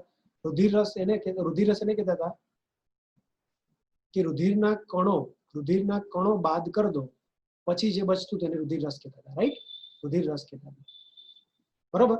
તો રુધિર રસ એટલે રુધિરના કણો કાઢી નાખો તો બાકી બચ્યું રુધિર રસ. હવે બાકી બચેલા રુધિર રસમાંથી લોહી ગંઠાવા માટે જવાબદાર તત્વો કાઢી નાખો તો જે બચ્યું એને કહેવાય સીરમ. બરોબર? એટલે ફરીથી એકવાર એક્શન જોઈ લો. રક્કણ કાઢ્યા, રક્કણિકા કાઢી, શ્વેતકણ કાઢ્યા અને 13 પ્રકારના પ્રોટીન અને વિટામિન કે કાઢ્યા જે લોહી ગંઠાવા માટે જવાબદાર હતા. તો બાકી જે બચ્યું એ હતું રુધિર રસ. અને આ એક્ઝેક્ટ આછા પીળા રંગનું દેખાય કારણ કે મોટા ભાગના તત્વો નીકળી ગયા. એટલે હવે ધૂંધળું નહીં દેખાય, ક્લિયર કટ આછો યલો કલર દેખાશે, એટલે પેલ યલો કલર, એકદમ લાઇટ યલો કલર દેખાશે. ખબર પડી? તો આનો રંગ કેવો હશે? એકદમ પેલ યલો કલર, એકદમ લાઇટ આછો પીળો કલર. સોમાં રુધિર ગંઠાવાનો જવાબદાર તત્વો હોય? ના હોય, કાઢી નાખ્યા. રુધિર ગંઠાવા માટે જવાબદાર તત્વો ગેરહાજર, તમે કાઢી નાખ્યા. તો શું આ રુધિર ગંઠાણ ક્રિયામાં ભાગ લે? કઈથી લે? રુધિર ગંઠાવા માટે જવાબદાર તત્વો કાઢી લીધા. પ્રોથ્રોમ્બિન, ફાઇબ્રિનોજન, બીજા 13 પ્રોટીન ને વિટામિન કે. તો કઈથી લોહી ગંઠાવાનું? એટલે આ રુધિર ગંઠાવાની ક્રિયામાં ભાગ લે નહીં, પાર્ટિસિપેટ જ ના થાય. ખબર પડી ગઈ? ચલો વાંચી લો. બ્લડ કોર્પસલ ને માઇનસ કરી દો ફ્લુઇડ માંથી તો એ ફ્લુઇડ ને કહેવાય રુધિર રસ, બ્લડ પ્લાઝમા. ફેન્ટ યલો કલરનું હોય. ફાઇબ્રિનોજન અને અધર ક્લોટિંગ ફેક્ટર, રુધિર જામ થવું એને બ્લડ ક્લોટ કહેવાય. રુધિર ગંઠાવું ને કહેવાય બ્લડ ક્લોટ. તો બ્લડ ક્લોટિંગ ને રોકે, બ્લડ ક્લોટિંગ, રુધિર ગંઠાવાની ક્રિયા કરાવડાવે એવા પ્રોટીન અને વિટામિન કે તમે કાઢી નાખ્યું. રુધિર રસમાં તો છે એટલે it has fibrinogen and other clotting material. રુધિર ગંઠાના જવાબદાર તત્વોના બધા પ્રોટીન છે આના. સો આ take a part in a blood clotting. Blood clotting રુધિર જમાવટની ક્રિયામાં ભાગ લેશે. હા, રુધિર રસ એટલે લિક્વિડ માંથી રુધિર જમવા માટેના જવાબદાર તત્વો, ક્લોટિંગ એલિમેન્ટ કાઢી નાખો તો બ્લડ સીરમ કહેવાય. પેલ યલો કલર હોય અને એમાં ફાઇબ્રિનોજન અને બ્લડ ક્લોટિંગ મટીરિયલ હોતું નથી તો એ ક્લોટિંગમાં ભાગ ના લે, રુધિર જમાવટમાં ભાગ ના લે. સરસ, ખબર પડી ગઈ? તો રુધિર રસ અને રુધિર રસમાં રુધિર જમાવટ માટેના કારકો, પરિબળો કાઢી નાખો એના પછી જે બચ્યું રુધિર રસ, રુધિર સીરમ, બ્લડ સીરમ. ખબર પડી ને? ચલો જોઈ લો, છેલ્લી વાર જોઈ લો, મને ચિંતા થાય છે એટલે. બ્લડ છે, બ્લડ આખું બ્લડ છે, ટેસ્ટ ટ્યુબમાં બ્લડ છે. એમાંથી રક્કણ, રક્કણિકા અને શ્વેતકણ કાઢી નાખ્યું તો પછી ખાલી પ્રવાહી બચ્યું, એ પ્રવાહીને કહેવાય રુધિર રસ, બ્લડ પ્લાઝમા. હવે એ બ્લડ પ્લાઝમા રુધિર રસમાંથી તમે વિટામિન કે, પ્રોથ્રોમ્બિન, ફાઇબ્રિનોજન, કેલ્શિયમ જેવા બહુ બધા 13 પ્રોટીન કાઢી નાખ્યા જે લોહી ગંઠામાં જવાબદાર હતા. તો એ નીકળી જાય તો હવે જે બચ્યું એ પ્રવાહી ક્લિયર કટ ભાગ એને કહેવાય સીરમ, બ્લડ સીરમ. બરોબર? જેનાથી લોહી નહીં ગંઠે. થઈ ગયું કમ્પ્લીટ? તો આટલી કહાની હતી. તો આજનો લેક્ચર હવે કમ્પ્લીટ પૂરો થાય છે દોસ્તો. સ્ક્રીનશોટ લઈ લો. આજની કથા પૂરી થઈ, આજનું લેક્ચર પૂરું થયું. નેક્સ્ટ લેક્ચરથી રક્તકણ, શ્વેતકણ, રક્તકણિકા ભણીશું અને રુધિર પૂરું કરીશું. બરોબર? રુધિર રસ વિશે પૂરેપૂરી પીએચડી થઈ ગઈ. જેટલું રફલી તમે લખ્યું અત્યારે બધું વ્યવસ્થિત નોટમાં લખી કાઢો, ફરીથી રિવાઇઝ કરીને, અને આજે ને આજે લેક્ચર કમ્પ્લીટ તમારું હોવું જોઈએ. ફરીવાર જોવાની જરૂર ના પડે. બરોબર? ભણતા રહો. Keep watching my video lecture and stay motivate. Focus on your goal. મળીએ છે નેક્સ્ટ લેક્ચરમાં આગળના રટકણ રટકણીકણ શ્વેતકણ સાથે નવા લેક્ચર. જય શ્રી કૃષ્ણ.